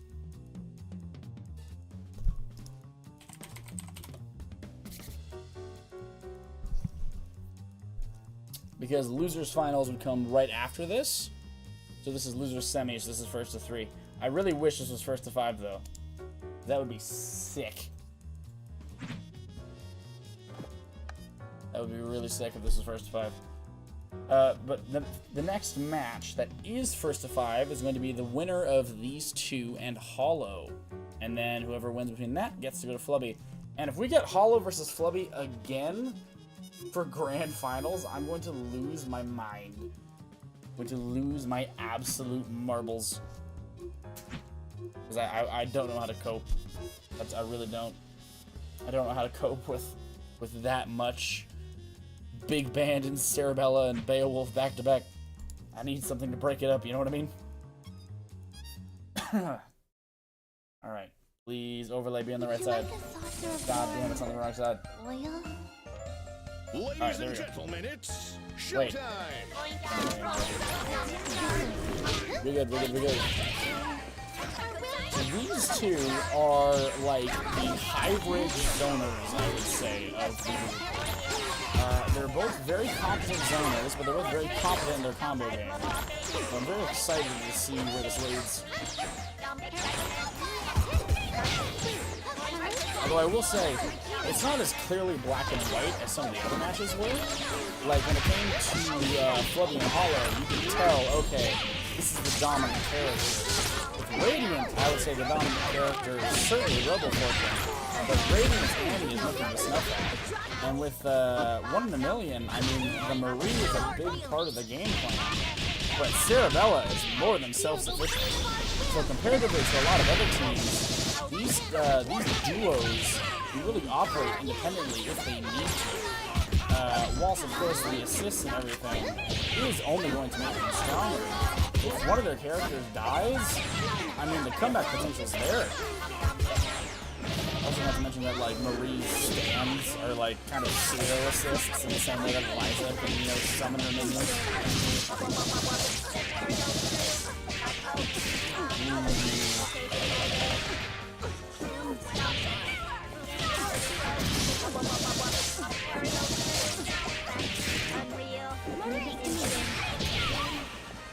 Oh my gosh.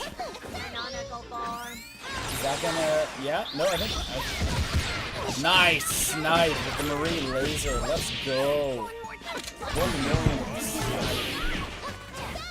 Good work. Good work. Oh! Oh my god! Really showing off just all that Marie is capable of. Back to back to back to back! Let's go 1 million. Let's go. Oh no. Okay, the assist chip wasn't as much as I thought it was going to be. Yeah, okay, the chip's fine. The chip is negligible. Radiant is pulling on whatever string she has left. The 1 in a Million's got 4 bars a meter. So if 1 in a Million can't... Yep, here we go. This is death. There we go, 1 in a Million. I was expecting that meter to pay off, and it did. I put the win on the wrong side. There we go. All right, 1 in a Million. You did a great job, man. That was a fantastic pull through with the level 3 Cerebella. All right, let's get ready to. Can't say that word because it's technically trademarked. If you guys didn't know that, that is something I had to look up. I'm not. You're not allowed to say let's get ready to ... rumble because that is trademarked. Unfortunately, so that's why people are like, let's get ready for the showdown or whatever. Because they can actually say that legally. Ladies and gentlemen, it's showtime. All right, 1 in a Million versus Radiant Veil, round 2. Losers semis. All right, kind of back to the same zone of affair that we're used to. Ooh. You know, 1 in a Million was talking in chat, and he was like, oh man, You know, I really don't want to have to fight Radiant again. But looks like he was practicing in that time frame. Cause like, I'm not saying much, but 1 Million wants all the smoke right now. He wants all of it. He's taking all of it, and he's playing Marie, right? Like Marie's a maid. She dusts, she vacuums. She wants the smoke. She wants the dust. She wants the dirt. She wants the grime. Right now, the number one thing that she wants is Annie dead. Ooh. All right, we got the interrupt from oh, Spirit Bomb. That's whiffed, unfortunately. 1 in a Million is dominant right now. Crazy how dominant, actually. All right, the cross-up is unfortunate.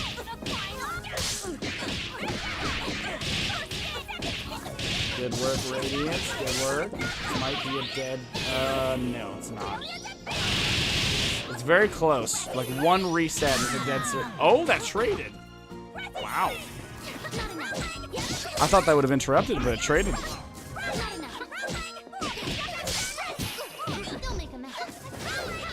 All right, 1 in a Million versus Radiant Veil. We're on last character. We're both playing the same count team. So there's no stat, health, buff, damage, nothing that's gonna matter. Just raw gameplay.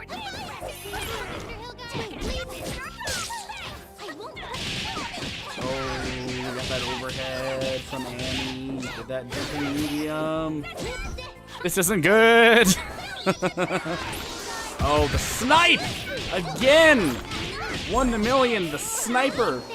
That's a dead character right there. Man, 1 in a Million with the snipe. Every time that laser, you gotta watch out for it. It will snipe you no matter the height. All right, we are on match point for 1 in a Million. Let's see what he can do. Let's see if Radiance can come back. I don't know what happened. I mean, I don't mean to harsh the Malo, but previously Radiant and 1 in a Million, they went 1 and 3 in favor of 1 in a Million. But those games are all really close, and right now 1 in a Million's got the download. He does, and it's very unfortunate because I was expecting a lot closer of a set.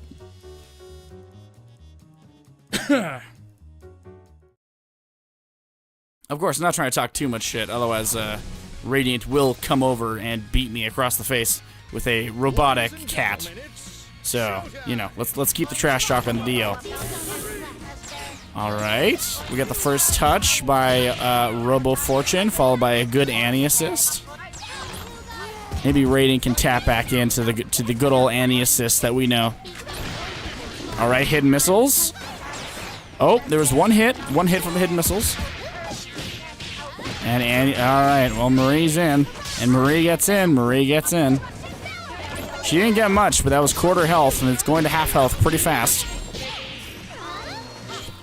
Ooh, the decimation with the suck. That's right, I said it. I'm not taking it back. I know that'll be clipped and taken out of context, but who cares? Marie has the snipe for days. The laser beam snipe. And I'm expecting more Spirit Bomb. That is the only thing in 1 in a Million's gameplay that I'm like questioning is he goes for Spirit Bomb a lot. And like Spirit Bomb in like weird situations. It might just be because the move is so cool that he wants to land it.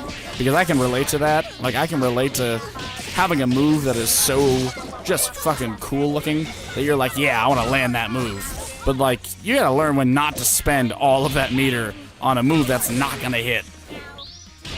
And that is a dead Robo Fortune. Alright, 1 in a Million. Let's go, buddy. We know that Annie's got that comeback potential and she has the meter for the install. And that is punishable. Oh, drop. Wow.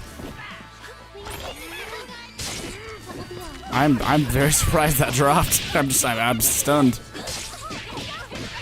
Come on, Annie, you can take at least one more character. Oh! Annie's in a great position right now, believe it or not. Oh, never mind. We got the cross up. there was a very powerful positioning that Annie was in, but no meter was spent, and the cross-up was landed. So that is game in favor of 1 in a million. All right, that's 3-0 for 1 in a million. Also, let's appreciate Radiant's run in this tournament before we send her off. She did fantastic, did a great run through winners and losers, and is ending in a fantastic place in this tournament. All right, so next up, we're going to have Hollow versus 1 in a million. So 1 in a million, if you would like to stay in the lobby, that'd be much appreciated. Yes. All right.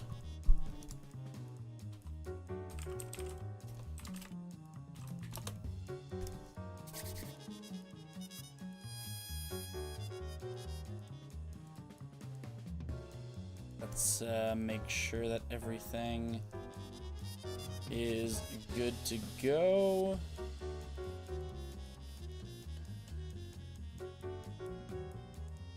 Apologies for the brief interim.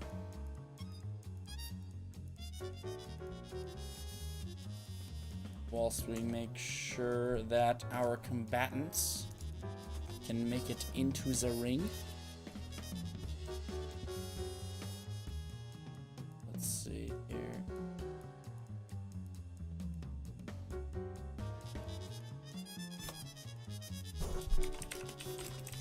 Alright, while Hollow is taking his time to get in, I'm going to quickly take a water break, because as a commentator, you have to keep your pipes moist and hydrated. Yeah. So I will see you guys very shortly. But I will leave the lobby screen on just in case they decide to start the game prematurely, because I know I'm unlucky like that. Hollow says it has failed to join the lobby. What? Hollow, why are you always having these problems?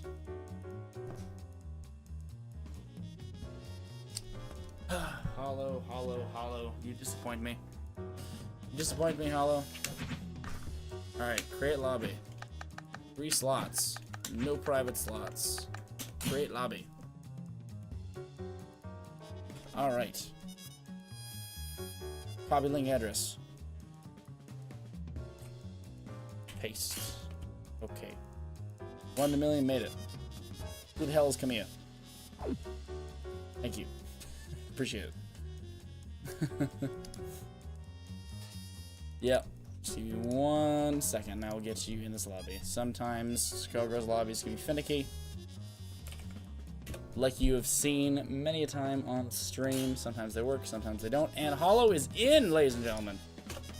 All right, we are ready to go whenever.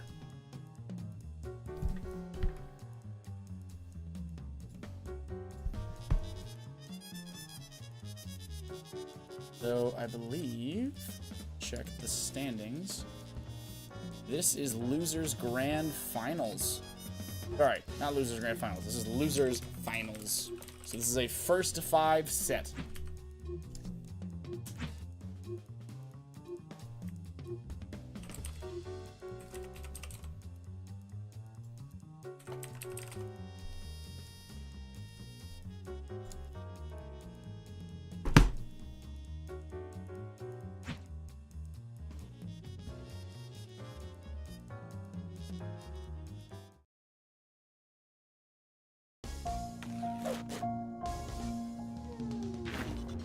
It all depends on your skill. Action! Hell yeah! Take a look! I've had one dude lost that. That's my cue. Break! Break!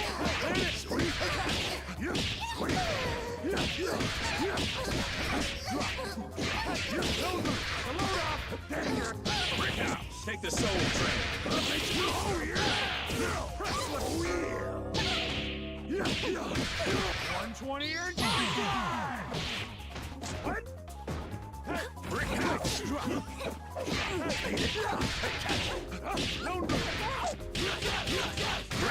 Take the soul train! Hold on, he's back. No, I've already started the match. let's get into it. And the stream is on the right side. Hell yeah. This is the first of 5, so I don't feel too bad about missing the first 30 seconds to grab water. Alright. So this is where I would normally have a second commentator. Not gonna name names. But, alright, let's see what happened. 1 million won the first game. Sweet. Kind of not that surprised, considering the momentum that had built up to this point.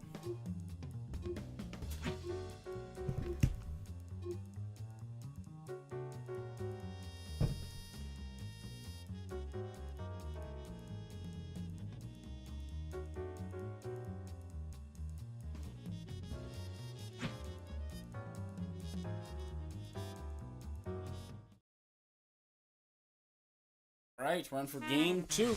Big band do what I tie to the shamaka. Cause that's a kama leap a cha. Solo big band, alright. Showtime! Interesting, very interesting game. I have no clue why solo big band is the play, but if it works, it works. Brick out 2 times.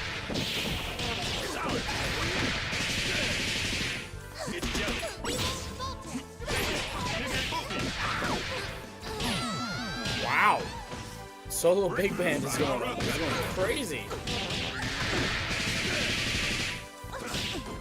I have no thoughts. I'm sorry. I know commentary is supposed to be interesting and engaging.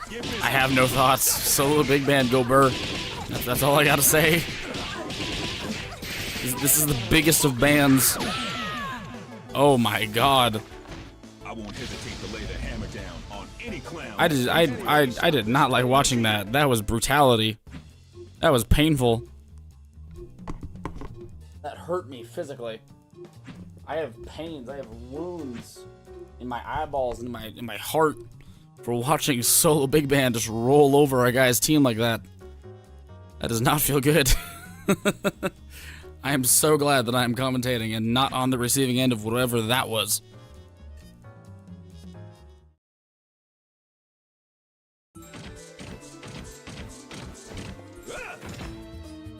All right, Marie. Ladies and gentlemen, it's showtime. I'm not gonna pretend like I play against many solo big bands, but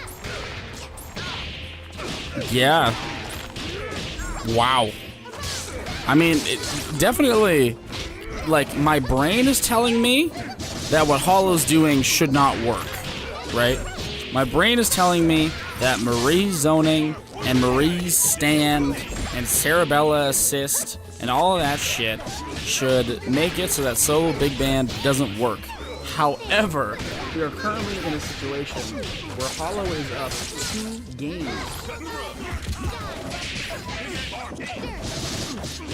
Where Hollow's up 2 games. I mean, this is more what I was expecting. I was expecting 1 to million to be like, alright, you're playing solo big band, okay, then I'm going to abuse all of my assists, all of my stand, all of my everything, and just beat the ever-loving. This is what I was expecting, right? Like, if you came to me and you're like, Emerald, what do you think's gonna happen? I'd be like, this. This is exactly what I think is gonna happen. This is my prediction. And I must say, the first 2 solo, the solo big band, wow. That was absolutely bonkers. That worked. I speak for the dead, and they are very cross with you. Ladies and gentlemen, it's showtime.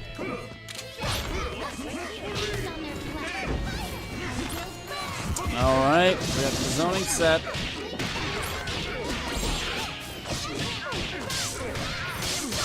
Yep. See, this is kind of what 1 in a million does, like, quite well. I mean, Hollow's very good at this too. You'll notice that in the top players of this tournament, the #1 thing that they are good at is recognizing, hey, my opponent is doing X, therefore I'm going to attempt Y. And why I say attempt is because they don't really know if it's going to work. Like, there's more times where it's like, okay, because of XYZ properties, this is more or less likely to work, right? But they still don't know. They still have to try.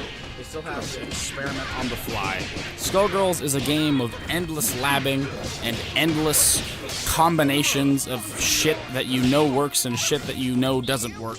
And right now, we're about to watch Big Band get completely screwed. Nice, good work. That is a 2-2. Again, we're getting some close games, and that is the intention. The intention of this tournament was to get as close of games as possible, and I'm very happy to hear that that has been a success. Unfortunately, for a lot of our level 2 players, they have not been able to find that success, and I think that that is a failure in myself, that I was unable to provide an equal amount of challenge for those level 2 players. But amongst our level 3 players, we've been getting some close sets. Some real close sets. And that has been a joy to watch. Uh-oh. Marie doing Marie things. Uh-oh. Oh, the cross-up. The command dash with Marie into the cross-up. The left-right mix that 1 in a million is employing is incredibly respectable.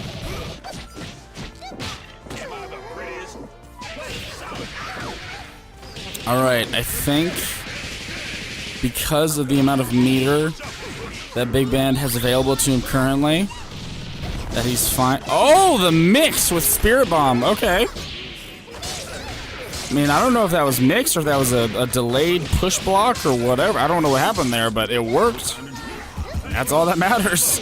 I think that's the first time a Spirit Bomb has ever worked. That's incredibly impressive.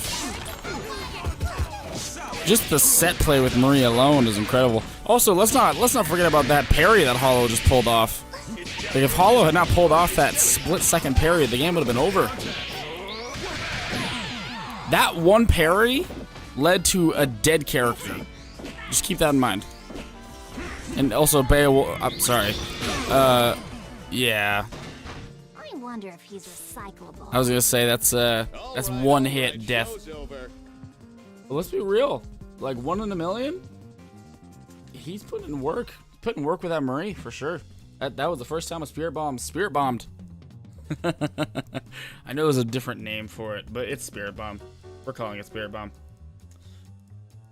If someone would like to correct me, or if I want to look it up myself on the wiki and be like, oh yeah, the real name is like Bone Bomb or Skeletal Girl Bomb. It's Spirit Bomb. We all know this. I mean, if anything, it could be Frieza's Death Bomb thing, whatever he used. But it's Spirit Bomb. Come on. All right. I'm kind of expecting, the chat to be a little bit more docile around this time. Just because, is what it is. When you move towards the later half of the game and less players have fallen out of the tournament, that there's, less for them to be involved with, so therefore they stop acting. But if you're in the chat, please feel free to let yourself be known. All right, Marie doing Marie stuff, and Hollow is bringing back the Beowulf. I mean, smart choice. I don't really know why he got rid of him in the first place. I don't know what the thought process was. Was the thought process that, Big Band's armor was enough to push through Marie? I'm not entirely sure what the theory crafting was there. I'll have to ask. Oh, yeah. Nice bait. I saw that coming. I was like, he's going to throw super, retaliate with Gigantic Arm. That's very classic Beowulf play, is you wait for the bait and then Gigantic Arm. If you're familiar with Ultimate Marvel vs. Capcom 2, there's a character named Spencer who has a move called Bionic Arm. It's very similar to Gigantic Arm. It's a fantastic interrupt, does a lot of damage, very tall. and Beowulf is able to use that move to fantastic interrupt capabilities. But we're in a situation where both players are very low on health. I think collectively Marie has the same amount of health as both Hollow's characters, but this ain't helping. Oh. I am the legend killer. Yeah, Hollow, I don't know why you took Beowulf out. I don't know why. I don't know what decision was behind that. But Beowulf should have been in there the whole time. I'm gonna keep pestering you about it. You probably would have taken a step by now if your Beowulf had stuck around. Because the second you took Beowulf out, then 1 to Million was like, okay, sweet, I can just zone big band out all day, and I don't have to worry about assists, don't have to worry about nothing. Mr. Wolf, I've been Everybody warn Ladies and gentlemen, the Mortal Kombat Jax skin has entered the chat.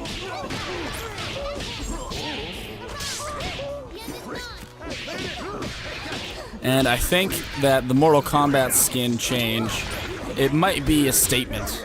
It might be a sentiment that Hollow believes that he's going to tear Marie's skeletal body limb from limb.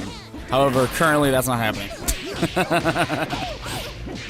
I really hope that there was a message intended behind this skin choice. Because no one just picks a Mortal Kombat skin and says, nah, this is casual.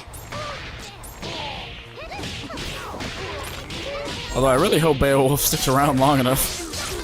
Because Marie's in a great position to kill him. Yeah.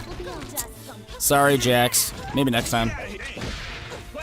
Alright, we've seen that Hollow's parry timings online are great. So let's see what he can do. Level 3? Oh, he's gonna go. Yeah, okay, that works too. I've seen a lot of players just go for the cheap and easy level 3. But he wants more.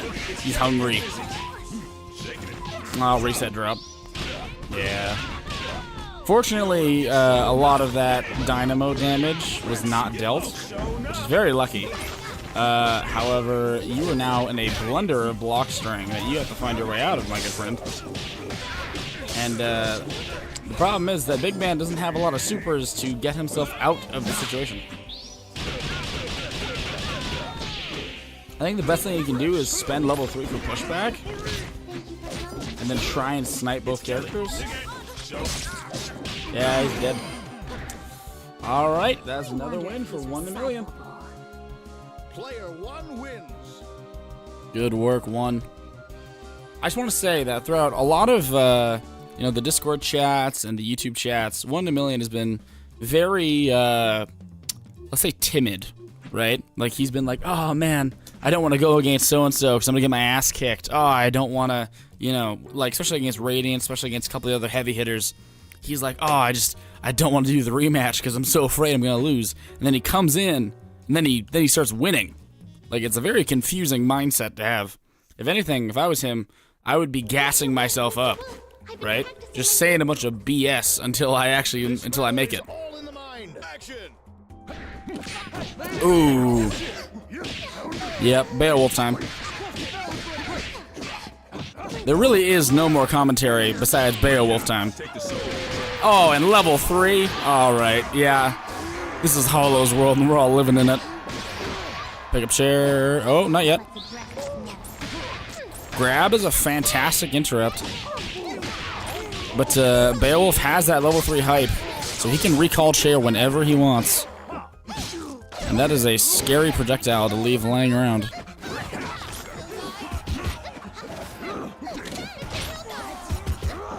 Or he might pick it up manually. Yeah, he did. Nice falling light kick. Ooh.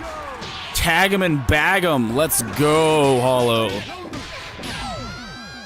Alright, so the zoning plan is no longer a possibility. So is the raw grappler rushdown power of Cerebella enough to deal with the combo-heavy team that is Beowulf and Big Band? This is not looking like it. Oh, don't level 3, don't level 3, don't level 3, don't level 3, please. Okay, he didn't. He had level 3, and I was like, that is a taunt at that point. If he level 3s, whew. Whew, boy. All right, so we were at game point. We are down to 4 wins on both sides. This is insane. It's happening all over again. 4 and 4. There's been so many games in this entire tournament where we have gone 2 and 2, 4 and 4, back to back to back to back. And that is fantastic to see. The closer to nail biters we can get, the better. I am 287 pounds of full steel and sex appeal. All right, Marie, protect yourself. That's all I can say. Protect yourself. Super jumping back up. Oh, Orgo on the offensive. That my first thought would just be, super jump back out of there and try and laser spam. Ooh, he got the hype. Oh, that's not good. Oh, this is not good for Marie. Oh, Marie. Oh, the reset. Oh, the double reset. And the level 3 hype. Yeah, that's rough. All right, Sarabella, you have the damage. You can pull this off. It is physically possible. It's hard, especially when you got the aerial covery that Big Band's assist provides. Although in terms of damage, oh, the resets. Oh, Hollow. Hollow, my man, the resets are crazy. Oh. Oh, man. Hollow taking this game by force. Oh man, Hollow. Oh, you really gotta do him like that. That was dirty. I was hoping for something a little bit closer. All right. Well, that was Hollow and 1 million for losers finals. So, ladies and gentlemen, there's only one left. There's only one set left in the entire tournament, and that is Grand Finals. And Grand Finals is going to be in between Flubby and Hollow. So let's get these mad lads, these chads, these skeletal men, whatever you want to refer to them as. Let's get them in the chat, shall we?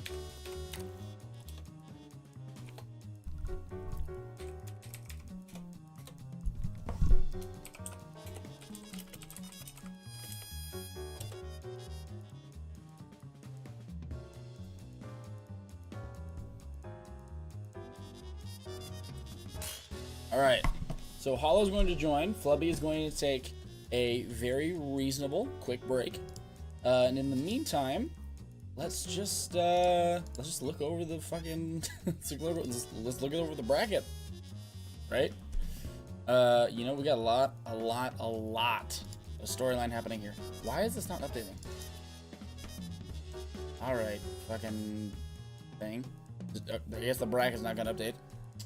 Regardless, we've had some crazy sets, and I really hope that everyone watching is going to be looking forward to the highlights clips that's going to be coming out based on this tournament. Especially if you guys don't have the time to sit through and watch this entire, 4 hour, 20-minute long live stream. We are going to be cutting this down into bite-sized portions, so that way you guys can consume it in a more reasonable time frame. Especially if you guys are the players who are playing in these sets. The goal is to watch back your own footage and be like, hey, I could have done this, or I could have done this, right? And then especially if you're building the highlight reel, or if you need any kind of promotion for your own Skullgirls play, then this is a great place for that. Keep in mind, one last note, if you have not joined the Discord already and you are sitting here and just not in the Discord, what are you doing with your life? Seriously, I'm not trying to shame you. Man, I am a little bit. But what are you doing? There's so many cool people in here. There's so many awesome, fantastic, friendly, challenging, competent people in this Discord. Not only can you LFG for your specific skill level, but you can also find tournaments of your specific skill level. You will never, ever, ever have to go to any of these other Discord servers ever again and go up against some guy who's been playing Skullgirls since it came out, and you don't have that experience, right? It's very important in any fighting game, whether it's Skullgirls, whether it's Marvel, whether it's Street Fighter, whether it's whatever. You need to find training partners of your skill level, or slightly above, or slightly below. So, seems like we have Flubby now entering, and let's get right into the game, shall we? As soon as I fix the overlay again. Alright, let's reset. We have Hollow, we have Flubby. And this, ladies and gentlemen, I hate saying ladies and gentlemen. I'll find another word or phrase. For now, I'm just gonna say people or y'all. How you doing, y'all? Sounds too country. I'll figure it out. Alright, we have a very, very careful game starting out. This is the grand final, so I understand playing a very slow, methodical game. Ooh, we got that jumping medium attack, or medium punch coming from Valentine to start the combo game. Oh, she's setting up two different vials. She's setting up poison and orange, purple and orange back to back. Although, Beowulf got height. Oh man, I actually know which way this is gonna go. Okay, we got the take the A train on the side of the screen doing big damage, but I'm pretty positive this, ladies and gentlemen, is a dead Beowulf. A dead Beowulf. Now remember from last set, Hollow's big band is very competent. Hollow's big band can make big comebacks, so let's not count him out just yet.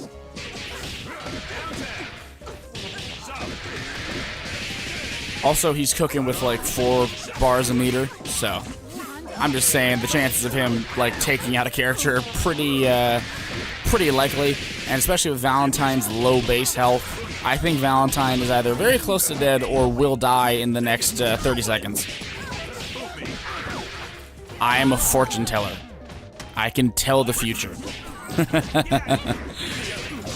No one can stop King DDD. King DDD is unstoppable.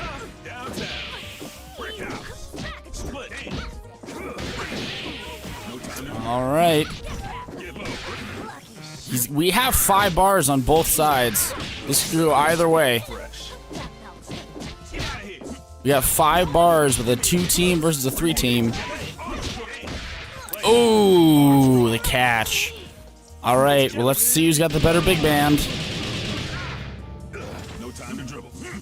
This is a very... I was hoping there was going to be more tension there.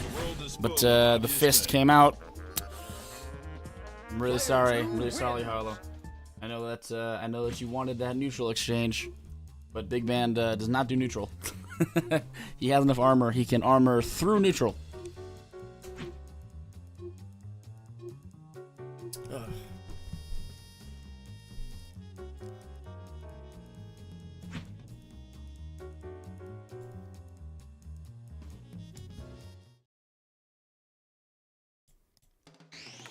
Sorry, I'm out of lollipops. All right. Quiet on the set. Action. So in between these two teams, we do see that there is comeback factor on both sides. While Flubby's team happens to be a little more reliant on Valentine, we do know that Flubby's Cerebella has the comeback factor, and even though this is a Beowulf big band team, that Hollow has practiced enough, more than enough big band, to be self-sufficient. Ooh, the aerial grab into the... Oh, the double cross! Oh, this is nasty. Flubby. Oh, man. This is going... Yeah, this is a dead Beowulf. I'm calling it. This is dead. This is a Beowulf that no longer exists. This is a Beowulf that's past tense. This is a Beowulf in the history books. Alright. Big band, 3 meter, immediate take the A train, using the fake out brass punch for the movement. Very UMVC3 Hulk of you. Ooh, I don't know if Valentine lives or dies here. I think she lives. Oh no, that's dead. Yeah. I was like, I don't know if he's gonna spend all that meter to kill her, but he did. He absolutely did. See, here's the thing. Killing Valentine is, in my opinion, an incredibly smart play because we know how centralizing Valentine is in Flubby's team. However, like I said before, Cerebella is also definitely capable of the comeback. And now that we have the Cerebella oh no, that was a bad idea. That was a Flubby, you don't want this. You don't want the big band 1v1. This is Hollow's territory. This is Hollow's domain. What are you doing? I mean, I guess Cerebella's healing, but you're getting a character killed for no reason. I'm sorry, buddy. You should not have taken the big bandittos against Hollow. That was your mistake. All right, Cerebella, you got 5 bars, and we know Flubby has the comeback potential with Cerebella, and with that meter, we know that he can do it. Yeah, and then neutral exchanges happen. I won't hesitate to lay the hammer down on any clown that comes And now around. a word from our sponsors. It's just you can't honestly. It's worth considering. Like, do you even worry about Beowulf?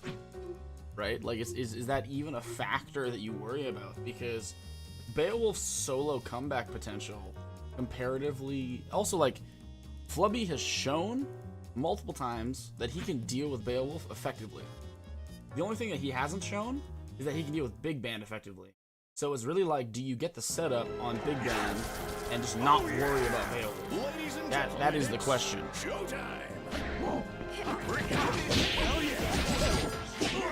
I mean, there's also,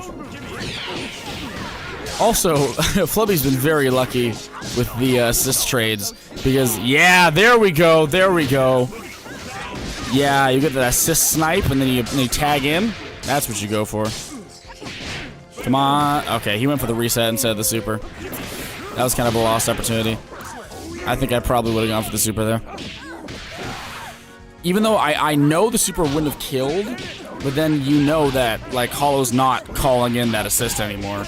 Because when health is that low, you might as well not call the assist, or you're begging for that character to die to some random level 1. Oh, the read. Okay, I don't know if that was a read or not, but that looked like a read. Yeah, smart. Honest? Oh, no. Alright. Oh. This is sad. This is very sad. Oh, my apologies. It says that we were actually 1-1, not 2-1. That was on me.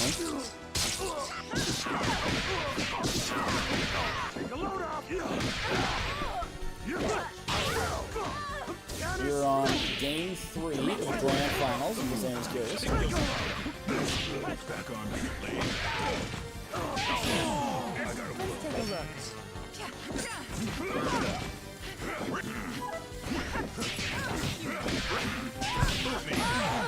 Oh no. We're back in the dittos. This is Hollow's territory. We know this. We've been knowing this. Oh, maybe? Oh no. Opportunity's lost. Opportunity's not lost? Wow! Flubby was able to take the 1v1 in the big band brawl. I mean, it wasn't, exactly fair, but he still did it. And, a dub is a dub is a dub. A win is a win is a win. So, if he wins the dough, he wins the dough. Nothing you can do about it. I'm losing my voice very slowly, if anyone can tell. So I appreciate you all bearing with me.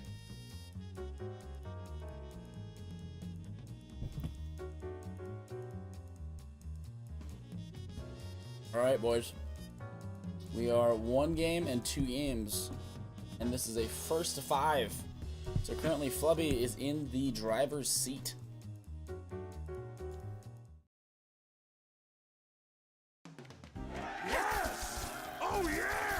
Ladies and gentlemen, it's showtime. Drop.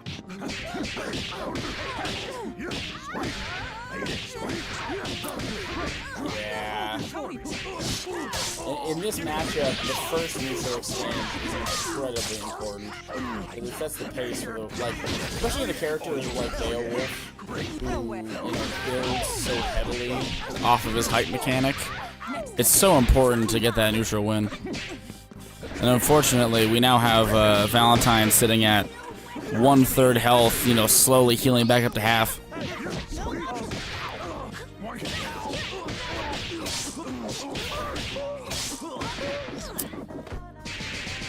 Can we kill Beowulf here with the meter? Are we going for the spend? Actually, even if you spend... Nope, yeah, that's dead. That's dead. Nice. Alright, now we have to fear the big boss. The big bad, big band. Yeah, this Valentine's dead. I have no... Unless he makes a horrific drop. Yeah, she's dead. Come close, baby. Oh, the grab entry. Oh. Good work. That was a good idea. The tag in was smart. I don't know if the auto jump afterwards was smart, but the tag in was genius. Honestly, I think Flubby's taking this game.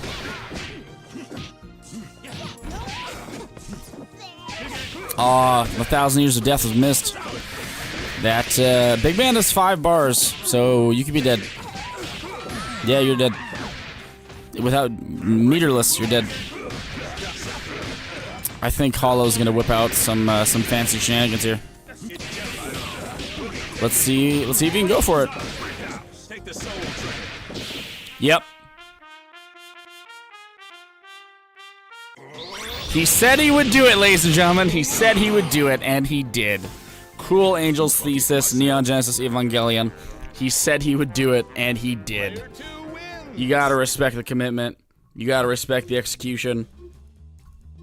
I don't know what else to say. He did it, and there's no worse feeling than losing to a weeb. Oh man, that is. Ugh, I feel deeply. I feel that. I feel that to my core. All right. So we are 2-2. We got 2 for Flubby and 2 for Hollow.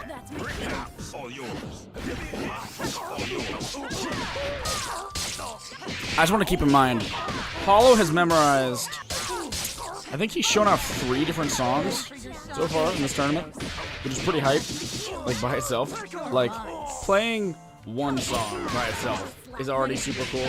He played 3, so that means he's memorized 3 different songs, and one of them was an anime opening. So, regardless of what happens, you have to give respect for that. And that was a fantastic big band trade-off.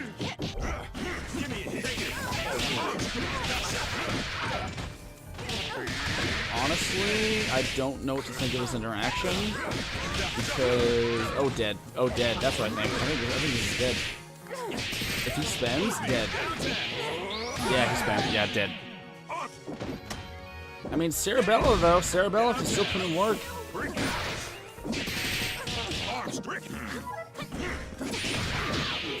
Yep. You got the H assist. Oh, the grab.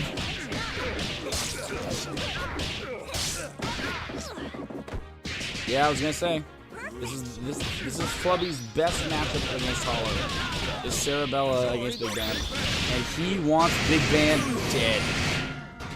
He wants that Big Band gone because he knows the Beowulf is a lot easier to handle.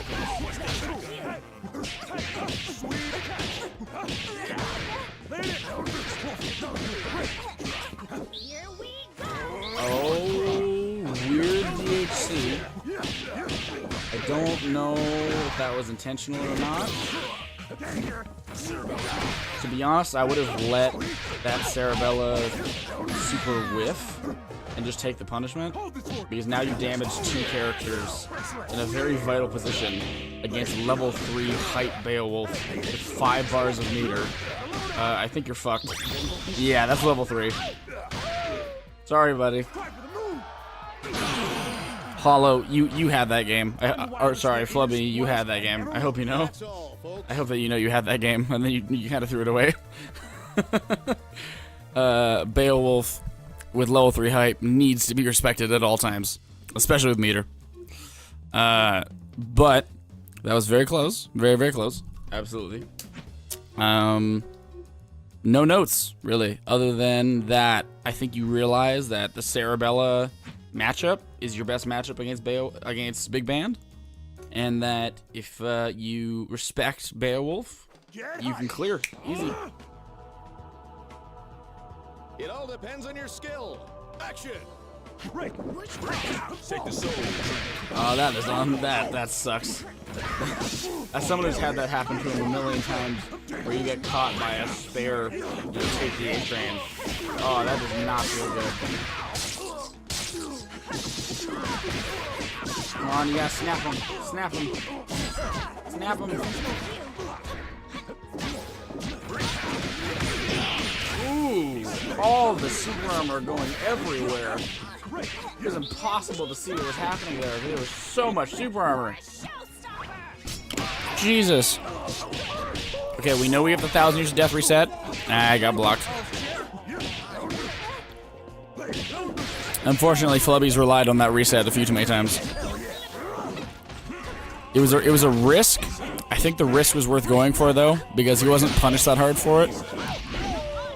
Right now, honestly, I would tag out into Valentine. Just keep that Cerebella for Big Band, you know? Yeah, that's dead. Oh, he dropped! Tag! Aww. Okay, Valentine can take this against Bayo. It is very doable. It's hard, but it's doable.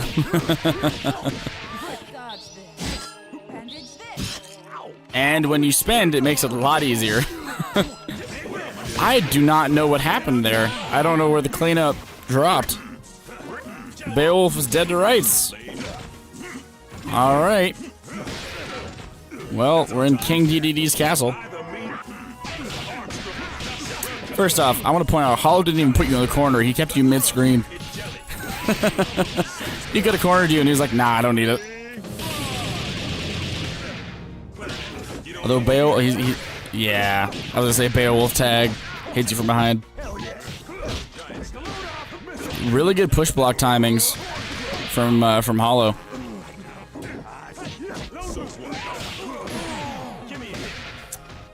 This is close. This is a close match, folks. Although I'm pretty sure with 5 bars a meter, he's got this. He didn't even do the song. There was no song. This was just business. No song, just business. Just is what it is. There's no need to be fancy about it. You go in, you kill him. That's it. All right, we are at match point. Let's see what can happen. You know what? He's given us enough songs. I'm okay with that. He's given us plenty, and I appreciate that. And there's not much more I can ask. I am fully satisfied with his performance. Time for your physical. All right, this could be the last match of the entire tournament, unless Flubby pulls something out of nowhere. I really hope that I'm building the appropriate amount of tension, because oh, do I feel it.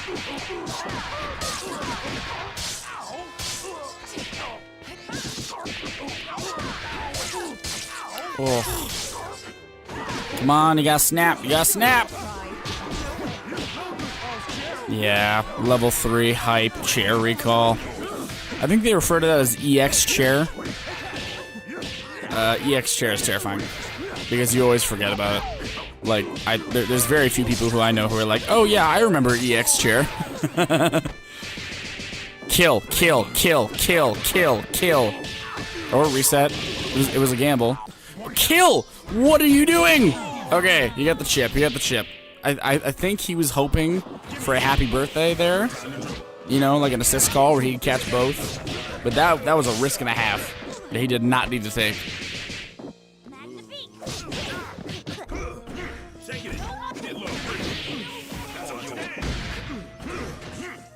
I mean, Flubby is in a big state of advantage right now. 3 characters versus 1, that's a big advantage state.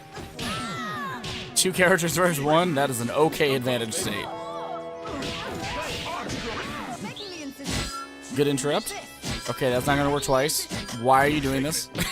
Why are you dumping meter for no reason? Okay, if that was the first time that he'd used the air super, I would have been like, okay, smart. He's done that before. So that's in Hollow's mind. Hollow's like, wait, he's gonna do that again. So I had to hold block. No song, no music, no DJ, no nothing. You're just dead. Just dead. It would be great if you could play like a funeral march. I think that would be great. I think that would really add to the atmosphere. Although Hollow, like, if he drops any of this, he loses the game. Like, not the set, because he's still up, right? It's still 4-2. But if he doesn't win this neutral exchange, he's boned.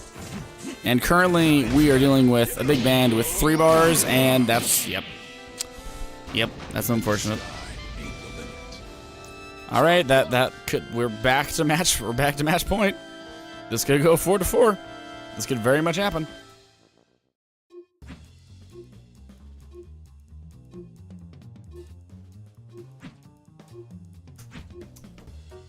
Honestly, the big band duos. Whew.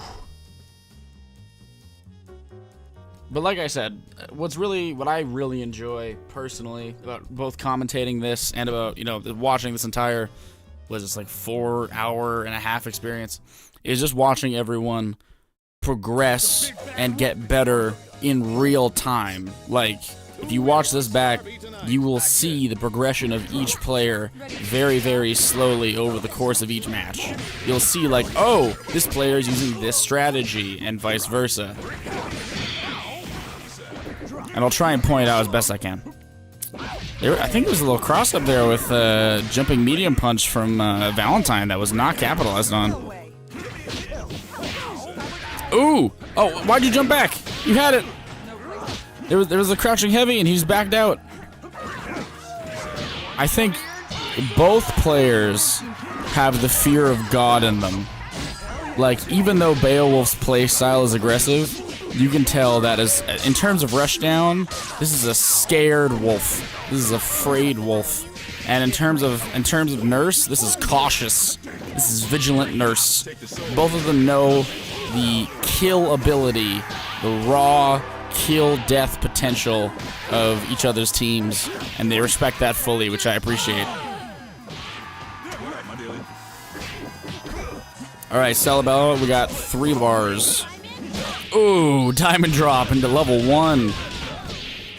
Oh no! Yeah, he knows. He knows that big bang gotta go. He knows. Honestly, I think this is okay. I think getting caught by this is fine. Because there's not much that Big Band can heal from. Like, Big Band heals to half health, which in this game is still 1 touch. So, regardless of whatever happens to Flubby, I think Cerebella cleans this up. I'm not a gambling man, but I'm gonna gamble that Cerebella is gonna clean up this match. Oh, please don't drop it. Please don't drop it. Cerebella, I was betting on... Okay, you still got it. I'm still betting. I'm still betting on Cerebella. Okay? You can hold me. Hold me to my word. Okay? I think Cerebella is taking this match specifically. He had 3 bars there, and he didn't use it, which is pretty funny. Because he actually gained the 3rd bar the second the last hit went through. And this is a dead Big Band. I'm a betting man, and my bets are always right most of the time. Let's go! 4-4. Ladies and gentlemen, we have made it to last possible match. We've made it to the end, except if Hollow wins, because Hollow's from losers, and if then Hollow resets the bracket, and then we go through this whole shit all over again. So I am praying for Flubby to win, so the bracket does not reset. Okay, that's the only reason. If Hollow wants to come at me later and be like, "Why weren't you cheering for me?" It's because the bracket would reset, and then the video that I'd have to edit would be a lot longer. That's the only reason. All right, let's go, Flubby. Can we get a let's go, Flubby in the chat, please, for the sake of the editing and production team, aka me.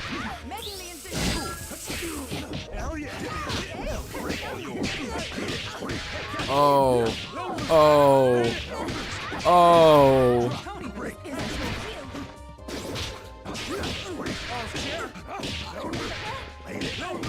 Oh no. I think Hollow's gonna reset. I think Hollow's gonna reset the bracket. I think I'm gonna have to be awake for an extra hour. Oh no. Oh. Ooh.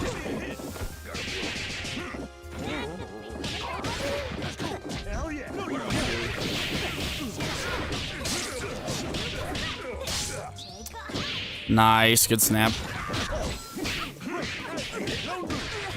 Unfortunately, was not able to capitalize on said snap, though. Valentine versus Beowulf, a contentious matchup for sure. Oh no, this is dead. This is a dead Valentine. Because Beowulf got the meter. Yeah. Sorry, the meter. Hollow's resetting the bracket. The bags under my eyes are just getting baggier by the minute. Oh man. If Flubby clutches this, I'm gonna be stunned beyond belief, because this is Hollow's realm. This is Hollow's world. Hollow has played 3 different songs mid combo. And if Flubby clutches this, I'm gonna be shocked. Because Hollow is almost at 5 meter. Second that Hollow hits 5 meter, it's all over. It's like Dark Phoenix. You hit 5 meter, Hollow wins. I like how they both went for take the A-Train. Oh, level 3. Okay, so we're not going for level 5. I mean, kind of smart, but you're kind of dead now because of it. Because you're gonna get level 3 back, and then you're gonna die. Level 3. Yeah. All right. Well, if I'm not mistaken, and I do not believe that I am, I believe that is our grand fucking champion of the weekly, ladies and gentlemen. I believe that Flubby, specifically, is your first Medici Mentee Tournament winner of all time, period. Straight up. No, let's go back to the bracket. Let's follow his run. All right, Flubby started in already kind of an advanced position because it's just kind of how it starts out, right? Started up against Dark, went 3-0 against Dark, went 3-2 against 1 Million. That was a really close set. And then afterwards, we got Flubby here going up against Hollow, where it was 1 game difference. And then with the run back, and still 1 game difference, we were 1 hair apart from either of them winning the game. We were 1 hair from Hollow resetting the bracket. These were some of the closest matches that I have seen in a long, long, long time. And I would just like to appreciate every single one of you who stopped in, who enjoy the stream, who stopped in and, you know, took part in the tournament, was able to participate, was able to, you know, help out, was able to redirect people when they didn't know the rules, all that 9 yards. Like I said before, this VOD will be live, right, immediately after it's done, and will be edited into a short form video, very similar to if you've watched like the MLB or any kind of sports network, where they take an entire sporting event and they cut it down as small as possible for your watching pleasure. My name has been Emerald3Me. I am the current owner, admin, and host of the Medici Mentees Discord server, and I appreciate you spending your time with me. I will see all of you guys next time. All right, goodbye.